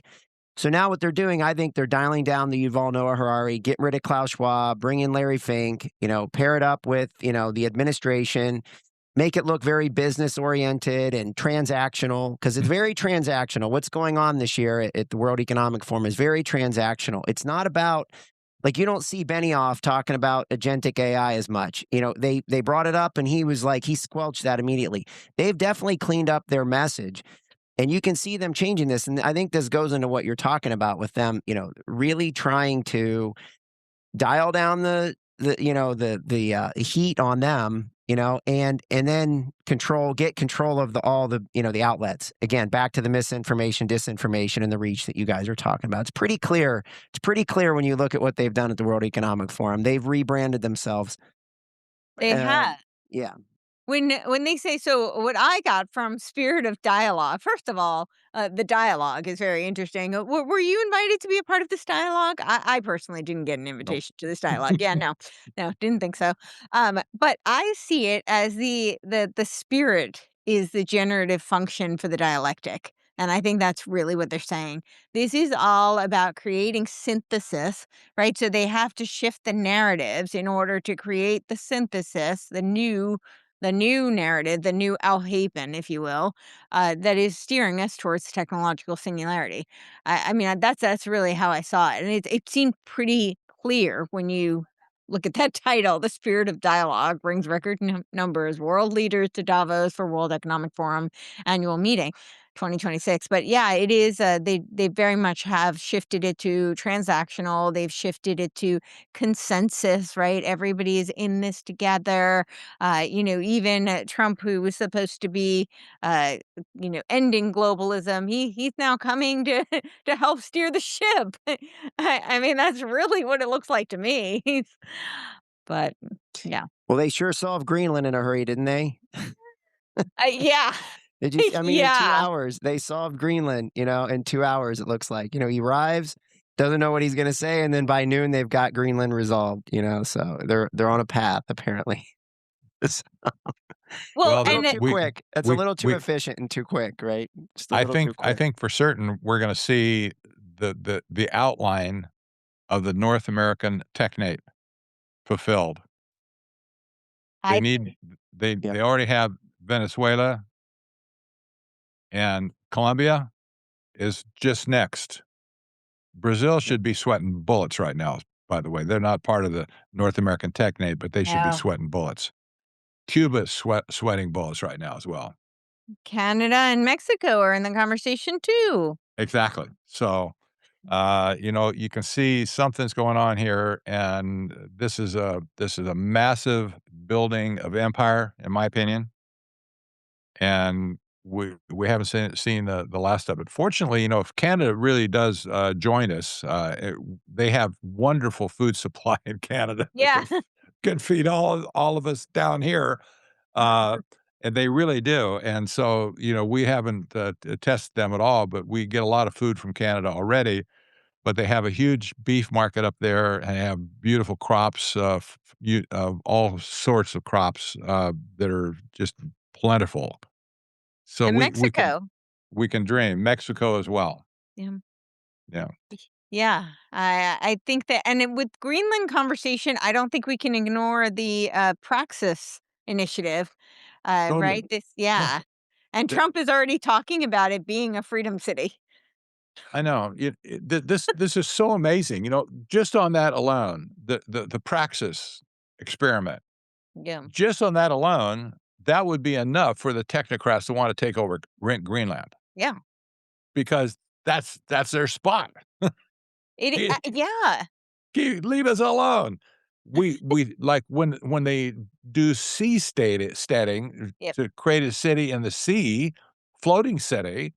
Well, what they're thinking is, well, just leave us alone. You can't touch us out here. They thought Greenland was a safe place. Who goes to Greenland for Pete's sake? Nobody. What, 50,000 people there. So, so that would be enough for them to make sure that the United States stays in possession of Greenland. Absolutely, and again, the language, the names, I mean, they are not subtle. What does praxis mean? I mean, think about, like, Marxism, right? They're doing the work for us. They're creating the narrative, the alignment, all of it. I mean, this is praxis for the network states. That's literally what it is, and they actually said it too. They said that in the Balaji Srinivasan sense of network state, that it's a digital nation. They said praxis is the blueprint for the true network state. Even more so than Prospera. And of course, Peter Thiel and Andreessen, all of those tech bros are invested in Praxis, and they're Mhm. really excited about having their 1%, their tax exempt zones, and they're going to do all of their transhuman experiments like they are in Prospera. They're doing the same thing there too. And of course, they have all the resources there. So Greenland is actually very icy. Iceland is very green. I've been to Iceland. I have not been to Greenland, but Iceland's beautiful, and I'm sure Greenland is too. But I can imagine the water that they might need for all of these data centers. They have all that fresh water with their icy terrain, and of course all the land. And then Venezuela has all the oil. So yeah, it does seem to be lining up just according to plan. So, Yep. Well, Larry Fink has control of Mexico through Scheinbaum and all the mm, bonds that they've issued down there. So, I mean, that's a whole financial thing. But you haven't seen Trump put much pressure on Mexico, but that's because Fink pretty he's much has it, mentioned I it think. though. He has What's that? mentioned it. He has Oh, mentioned it. yeah, Yeah, he's mentioned it. He's mentioned yeah. it, but Fink's pretty much got that in the bag, I think. So, I think So he doesn't whenever, need to. yeah, He's they're very good. They're good buddies. They're good friends, Larry and Trump. So seems to be. yeah, really. Well, I don't know if we have anything else we want to address before we go to questions. I'll let if you do. Anybody Well, want to add anything? one Okay. One of the things I wanted to throw in there is, this stuff gets very complicated. The whole technocracy behind this food stuff is very, it's very intense, and it can be very um, process and very computer and data center driven. It's in very uh, y- you can't when you're doing all these things we've been talking about tonight, like the fermentation and all these things, it's very precise, right? You have to keep limits, you have to monitor a lot of different things. And like Aaron and I have done on one of his shows, I know we talked about this pretty extensively one time about the difference between when you're looking at this AI right now and the people who are using it are able to become so efficient, that it's not even like they're going down parallel roads, right? It's such a difference between your productivity levels versus people who aren't. And you can only imagine what they're doing with full access to these data centers and so forth. So the gap is getting so wide. And I think the same thing's happening on this food front. I just feel like this gap is getting so wide, just like all this technology it's creating gaps that are so wide that you can't cross them. For instance, if you're a farmer and you're trying to get into farming, land is so expensive right now, to buy an acre of land. I mean, there are places in Ohio that are $30,000 an acre. So you have to be able to be so productive on that, or you just want to, it, again, that's a whole story unto itself. But the point is, if you're trying to enter into this business as a farmer, you've got the land cost, then you have the equipment cost. It's almost impossible to even enter into this industry. And so when you add the technology to it, that's the one side. The other side, it's getting so, like, if they start doing all these, the fermentation and all this stuff that we can talk about and go into great detail about, the gap between what we know and where this is going is so wide. And I just want to point that out. We see this, I think, on the digital front. We see this on the productivity front. We see this on the food front, and it's all being driven by these data centers in a sense, right? And who gets access to this processing power and all that kind of stuff. I don't know if you want to add anything to that, Aaron, because I know we did quite a bit on that one night. We did. Actually, I just put in the notes, one of my favorite music videos is the song for that episode, which is about agriculture, and it talks about, it was really illuminating for me to see, how much information is being tracked, what is getting beamed up to John Deere, the amount of debt that farmers are in terms of, and who they owe it to and who they're controlled by, and the extent to which, if you want to get into farming, unless you're a big company getting a subsidy, there's no level playing field either. And so, the amount of consolidations that has already happened and is continuing to happen, is mind-boggling. So, yeah, I guess that's that. And that music video kind of sums up a lot of it. I was actually on it. Patrick asked, what did you do to promote this? And I put it out on my socials, and then I was on another podcast today, and I promoted it on that podcast, and they actually played this music video because that video kind of encapsulates, from the perspective of a family farmer, what's going on with technocracy and big ag and not a normal content for a song, but I think it is interesting to see it all laid out. When you brought up consolidation's a key word there too, Aaron, and I think we just saw 2025 was, I think it was the best merger and acquisition year in 20 years, right? In 2025. And it was the second best merger and acquisition year on record, I think, So what we're seeing is this technology is also making this able to be just, the aggregation of assets and things, and just plugged in together, like it's tough when you have human beings and you have to work it out. Like you merge a couple farms together. It takes, some thought process. Well, this was Uncle Joe's farm. This was Uncle Bob's farm. And we got, how are we going to do this? And so it takes, this is just plug and play, right? The AI just comes in and plugs it together. So I think we're going to see a lot of merger and acquisition coming in 2026. The deck is, the backlog is there. The money's there, right? The money, the technology, the synergies are all there. And we're going to see the same thing happen in this farming industry. And we already have it. I mean, we already have it with JBS and Cargill. And, who are our other ones? We've got, what are the four big ones? But anyway, the big meat packers. I mean, it's already consolidated. So we're going to see more and more of this. I think it's going to be big money, big technology, and it's going to be plugged in. And those are the things that I'm watching for, to see like how fast this is progressing. And it's very concerning how fast it looks like it is progressing. Yeah. Yeah. I think you're muted, Patrick. I just sent a link over in the chat, top 20 innovative synthetic biology companies in the U.S. It might just be interesting to show the people. You talked about a couple of them, Yep. but it might be instructive just to flash them on the screen for posterity and call them out. Yeah, for sure. It's in the, Well, it's in, well, you should see it in the chat. while we're getting that up, I'll just say that I do think there's also just something for people to be on the lookout for. I do think I can foresee kind of like a problem reaction solution with this push for regenerative farming and for quote unquote organic. And we saw it with the Green Revolution in Africa, right, where they were encouraging a lot of this. Uh, there's the is this it or no? Okay. Where they were pushing for a lot of this more regenerative and organic kind of farming under the banner of being quote unquote green, and it failed epically.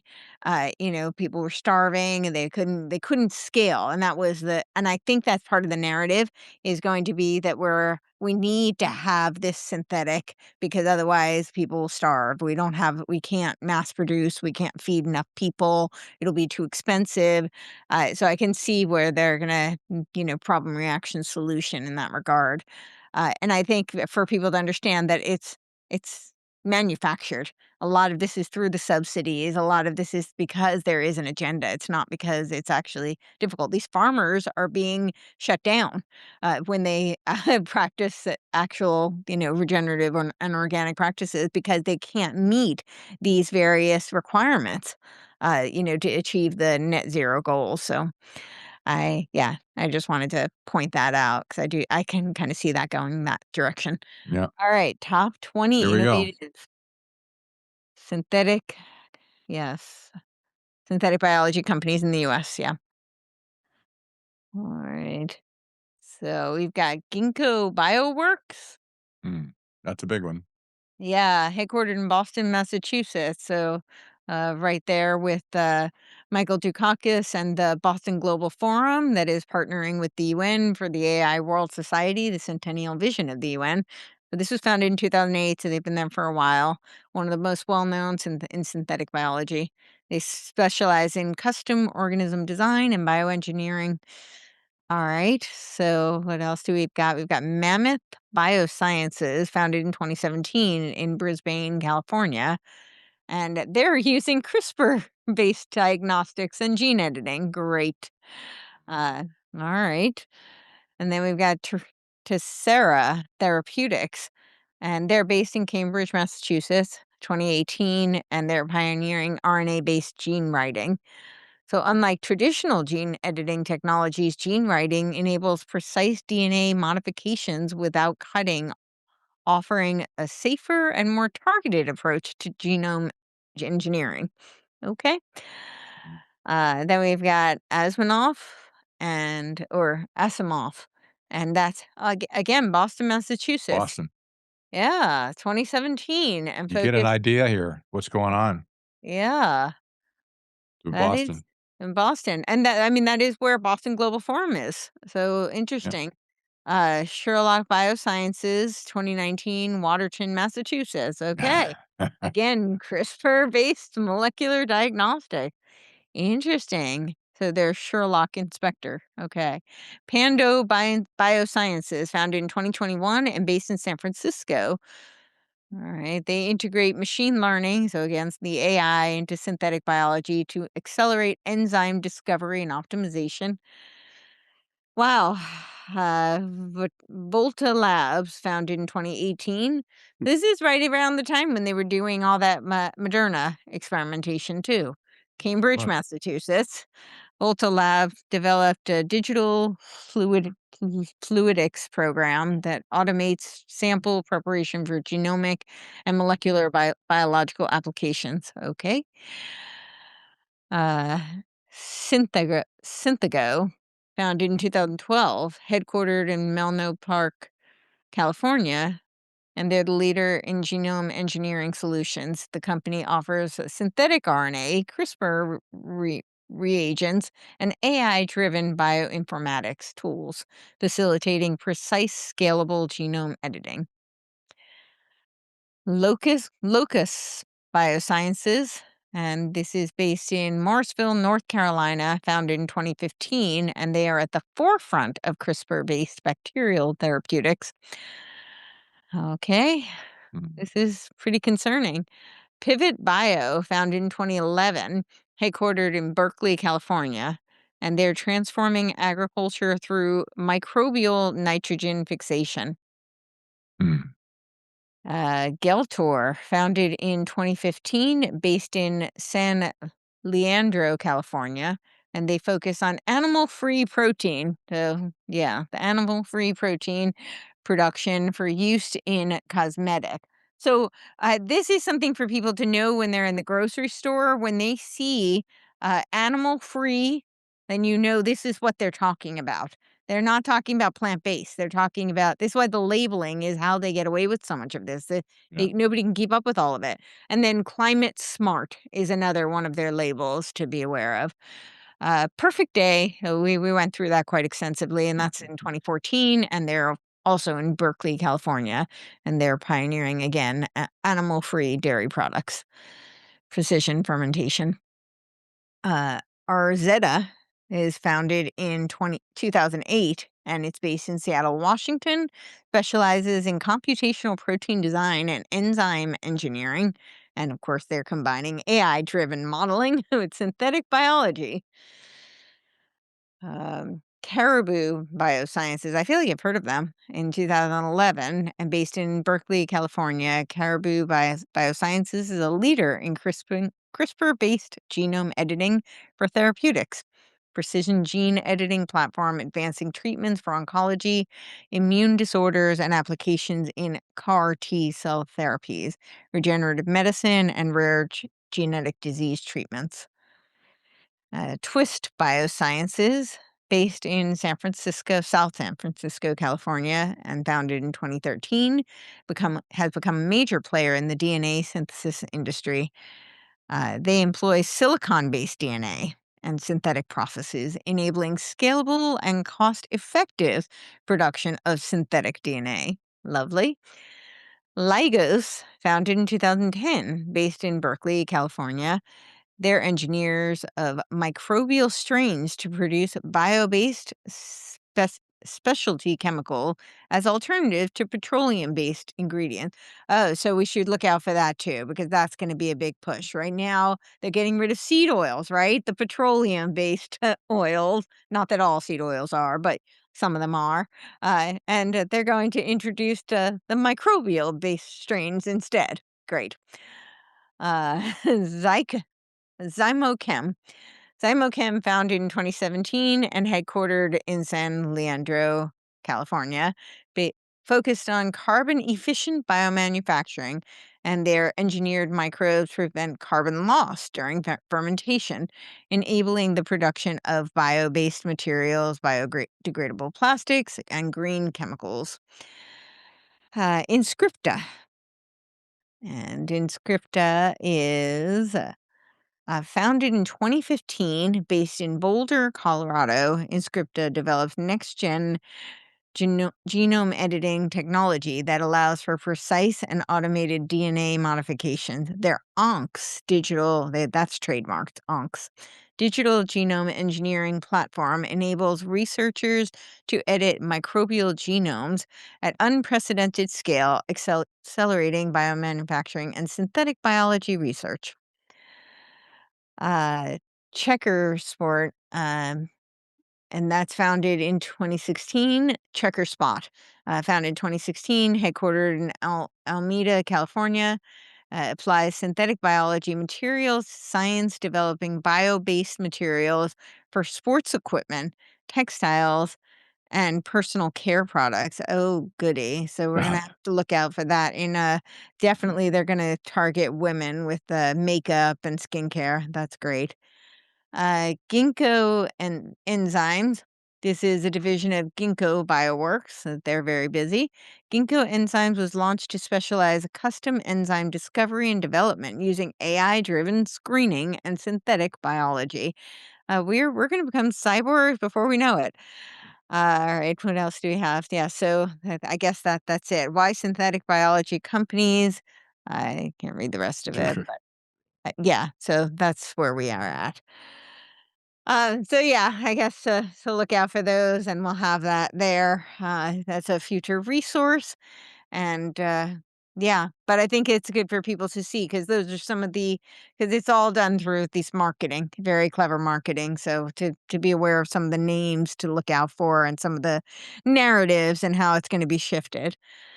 I think we have a couple of questions. Yeah, let's take them. All right. We'll go through. While we're looking for the questions, just a reminder: the next one will be February 25th, and we'll figure out what the topic for that is going to be.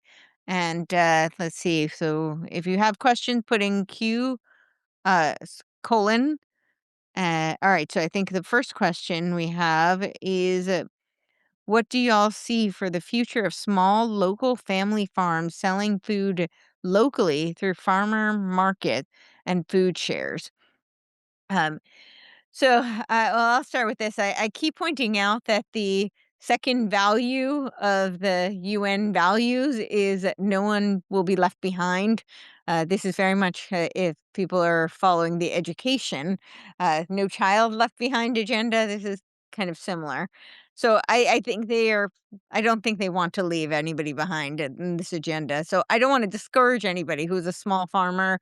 I think if you have land and you farm, whether it's for yourself personally and your family, continue to do so and get very active locally in pushing back against this agenda in whatever way you possibly can.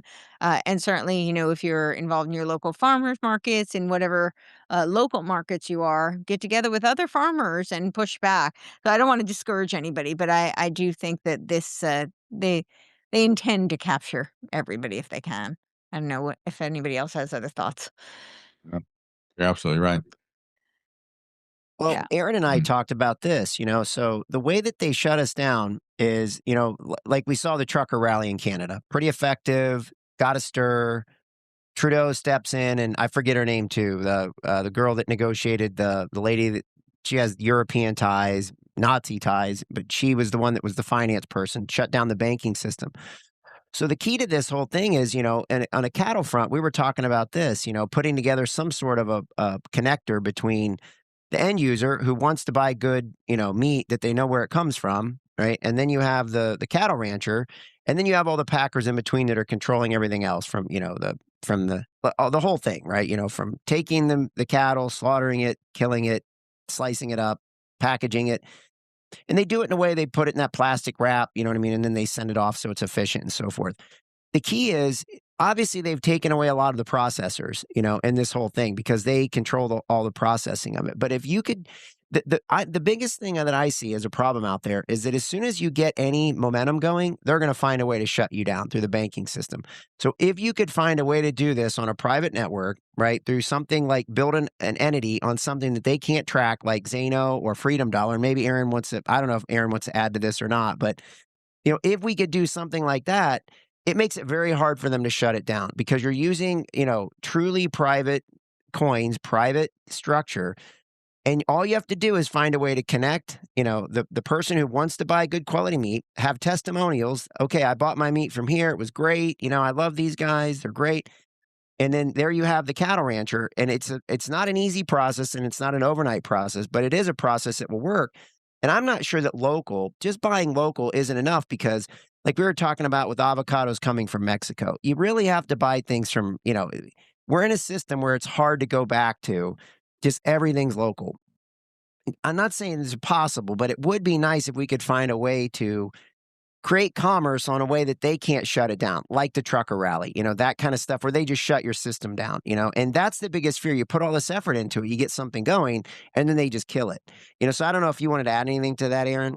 Well, yeah, I mean, I think this is the key is that they don't want anyone left behind. I mean, there's no competition. Theirs is a global system, and they're not doing this to be benevolent, but they truly are incompatible with other systems. This is why I've been advocating for creating parallel systems that can't be censored or stopped, which is what we've done with medical tourism with OSR. This is another typical example. People can't afford healthcare here. You can actually save up to 80% outside of the country. But one of the issues with medical tourism is how do you pay? Because if you're going to spend, $10,000 on a hip replacement in Thailand, well, your credit card might be rejected or PayPal might be rejected, or there could be chargebacks, or you try to do a wire transfer. This is a choke point. So this is why it's critical to be able to have a medium of exchange that can't be censored, because we know the technocrats want to censor everything. And so this could be applied to food.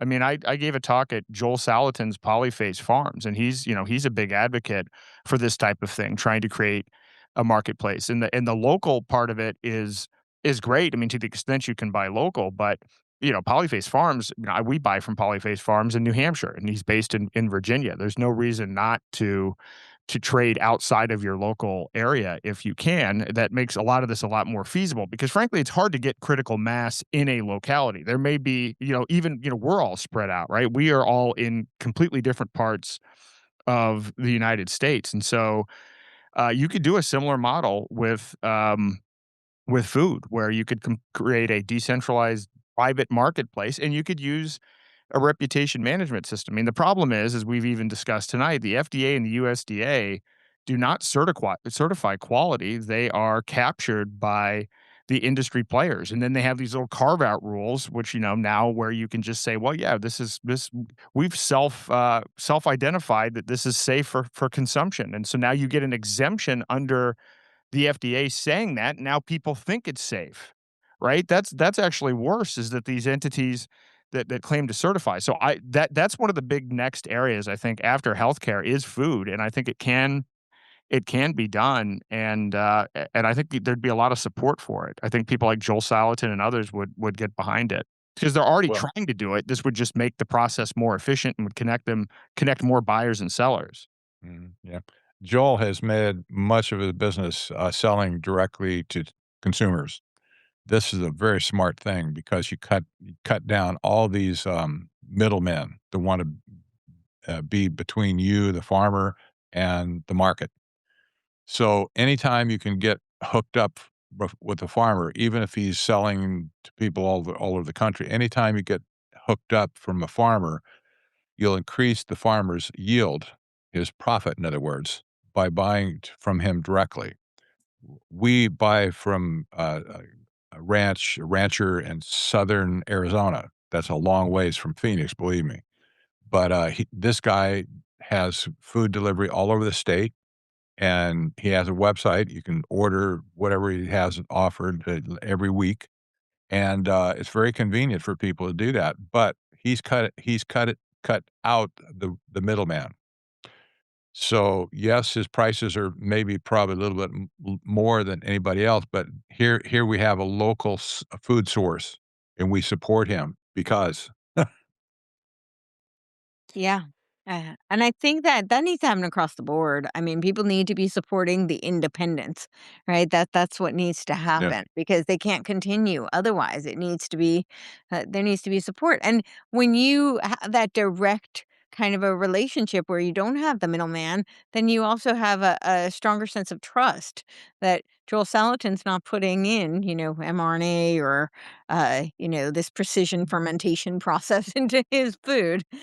So you have that as well. You're building the relationship, and I understand what you're saying with local. That obviously we want to be able to scale beyond the local, but I do think locally there's people should support their local farmers, and if there can be even barter systems down the road, I do encourage people. I know the dollar is a fiat system, but pay them in cash, where it's complete, a direct kind of untraceable kind of a transaction, or if it's a remote kind of situation in one of these kind of privacy types of coins. But I think anything we can do to be where it's not being traced and tracked, I think is a step in the right direction.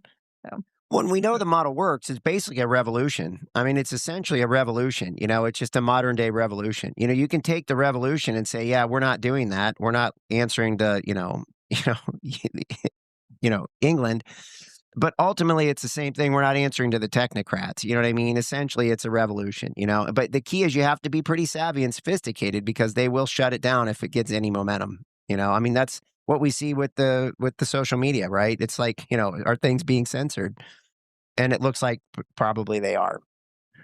I do want to add something. So this came out just while we were on here. So the Senate Agriculture Committee just released their expansion on this Clarity Act, and so I ran it through my Technocracy bill analyzer, and here's the bottom line. So again, keep in mind, because we're talking about agriculture, this came out of the Senate Agriculture Committee, right? This is the bill. It's 160 something pages, which I'll read fully tonight.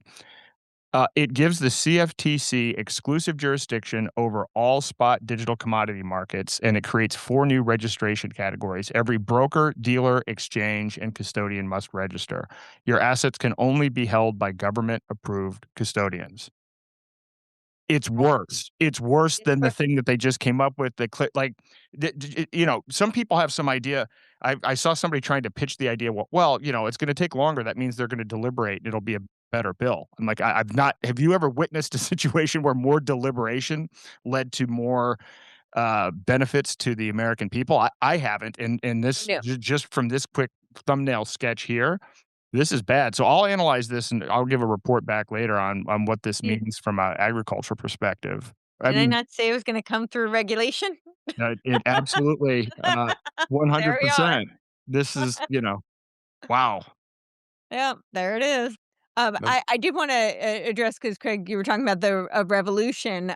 You know what the, the Revolutionary War, I mean, most people think that it was about the tea tax, right? The Boston Tea Party was essentially like a publicity stunt. I mean, they could have sustained the tax. That actually really wasn't the big deal. The big deal was that, uh, England, the king no longer accepted the colonial notes. And so they didn't have independence, right? Because that currency. So this is it goes right to this conversation about having autonomy over the currency, so where it isn't tracked and traced and controlled and manipulated and programmed. But that was what started the Revolutionary War. Really, was because they wanted they wouldn't take the colonial notes. So yeah, we were put right back under the thumb of the king. All right. So the next question we have is that I've read that CRISPR is wildly exaggerated, and I have heard this too. So a lot of what they claim is that things can be modified, but actually, what I've heard is they can delete rather than insert. But that doesn't mean that they're not doing all sorts of really crazy genetic engineering, especially. So, the big difference in terms of CRISPR with humans, because I think that's really what this is addressing. I might be wrong. That I think those claims might be exaggerated. Not that doing gene deletion is a good thing either. I think any kind of tampering with genetics and, this is a complete violation of nature, of God, complete disrespect for humanity and for the natural order of things. That's my belief. But I think when we're talking about using CRISPR for something that is it's just a molecule, then they're creating it from scratch. So I think that I don't think that it's wildly overstated at that point. CRISPR actually can insert as well as delete. Can it? Okay. I've heard that Absolutely. it couldn't. Okay. It can, and at this point, it's being used for all kinds of modifications on genomes in general.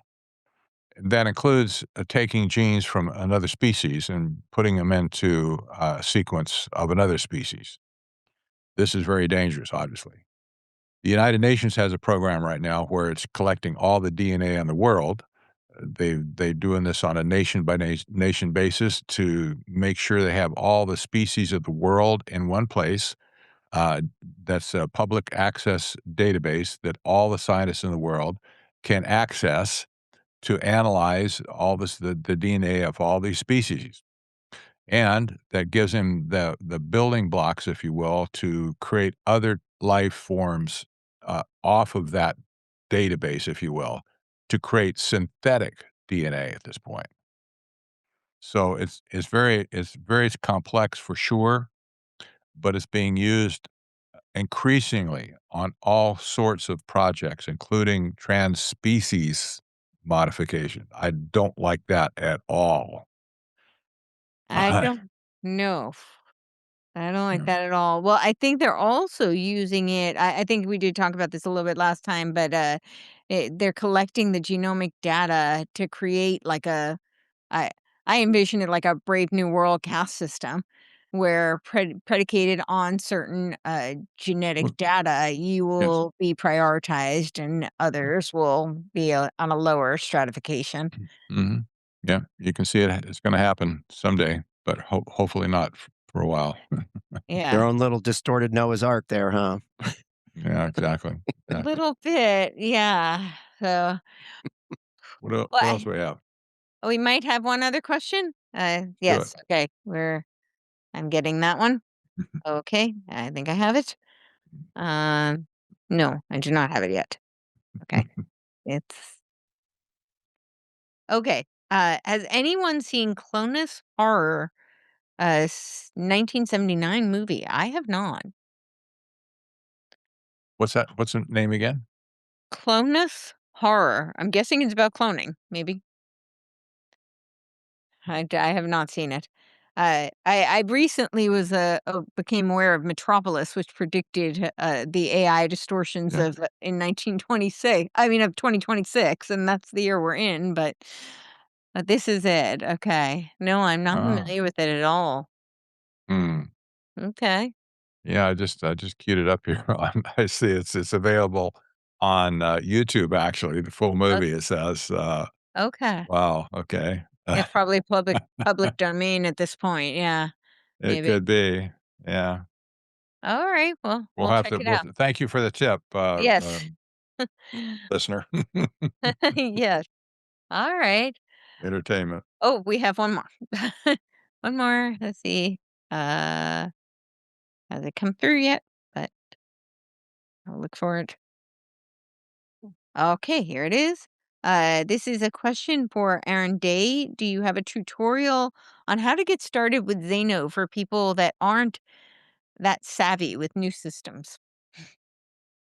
I do. You can find it at freedomforge.io, but I'm in the process of enhancing it and making that an easier to walk through experience. I've done workshops in the past, and so this is part of the problem, is the challenge of onboarding people. But you can find kind of a walkthrough guide along with short videos that guide you through the process, and there will be more comprehensive materials coming in the next 30 days. Awesome. All right. Yeah, I know these systems are definitely not. Uh, I think that there's a big learning curve. We'll put it that way for some people. At least for me, there is. So, yeah. So that's great. All right. Well, let's. Oh, thank you to my knights, and I'll give everybody a chance. Just to we'll go around and tell everybody where they can find each of you individually, and all the great work that you are doing. Let's start with you, Craig Winkle. Yeah. Make sure I'm on here. Okay, good. On Rumble, on X, I think even on YouTube. Although I'm not sure because I get messages all the time that things have been chopped out of there. So who knows? Maybe sometime you can find it on YouTube, not. But you can find it just World HD, World of Harmonic Deconstruction. And so the concept is we use harmonics and markets. I'm a believer that, all the people on Earth, we're all connected in one form or another. You can turn that into, from a financial perspective, you can turn that into supply, demand, whatever you want to call it. But there are cycles that occur. And it's like plucking a string on an instrument that, as the waves go out, it's the same kind of a thing that happens. You throw a pebble in the water and you watch the waves ripple to the shoreline and come back and you get the reverberation off the shoreline. Same kind of thing happened in markets, right? We get action, reaction, we get a lot of things. And the harmonics are pretty good at calling things in a lot of different ways. And so that's what we do, is try to dissect markets and try to get an understanding of what's going on. Instead of taking the narrative, right, and just accepting it for an investment idea, what we do is try to use the harmonics and say, this is what can likely happen. And then we listen to the news and try to put that with the harmonic structure and say, okay, try to find the truth before the narrative gets to us, right? And and that way when things are coming at us, we can throw things to the side and try to, find the real truth in it. So that's what we do. Awesome, Aaron. Great. You can find me at daylightfreedom.org and on X at Aaron R. Day. And again, I'm focused on trying to expose technocracy and help people build parallel solutions. But you will be seeing me write extensively, and I'll probably be up really late tonight reading this new bill, because as we've discussed here tonight, agriculture is the key. The food supply is the key to technocracy, and tokenization is the gateway to centralizing control of the food supply. And this bill that I'm going to be talking about tonight is it. This is how they control everything. This is how they control the money. This is how they control all of our assets and how they control food. So I encourage people, be on the lookout for this big monster article that I'm putting out, but take this seriously and learn about it, because it's it will profoundly impact your freedom. Absolutely. And Patrick. As we say, it's your stomach. it's, it's your dinner plate. Technocracy.news, that's where you find me. And I don't have anything. Well, actually, our books are on Amazon as well. There's an audiobook for our new book, and the Kindle version is there. That paperback is there. And if you want to buy multiple books, get them definitely on technocracy.news. I have a discount schedule. It goes down, I think, to 45 for 50% at $10. So please do that. And let me say, bon appetit. Yes. And thank you all so much. Thank you for watching and listening. I am Courtney Turner. I'm the host of the Courtney Turner Podcast. You can find me at CourtneyTurner.com. I do spell my name a little bit differently. It's spelled like Courtenay. It's pronounced Courtney, but you won't find me unless you spell it that way. So COURTENAY, TURNER for those who are listening, not watching. And you can also find my Substack. And I will be getting back to writing. We've had to take a little break. We are going to be launching our tallow next month. We have to create a business to fund the business, that's how these things go these days. So if you want to support the work I am doing, though, yeah, definitely become a member of my Substack. That's CourtneyTurner.substack.com. And that is where you will get all of the podcasts early access and ad-free because I don't have control over the ads on the other platform. So I will be starting. I have several articles in the queue, and many more will be coming soon. And of course, get our book and The Final Betrayal, which you can find on Patrick's site on Amazon, and also the books.buy/Patrick Wood is a great option, especially for those who are outside of the United States to avoid some of those exorbitant shipping fees that we're now experiencing. So thank you all for watching, listening, and the next one will be February 25th. I don't think we have a topic yet, but we'll converse and get that out. You bet. All right. Thank you all. Thank you.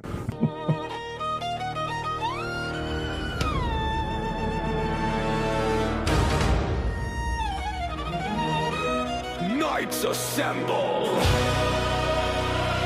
They're coming! Fire! Play!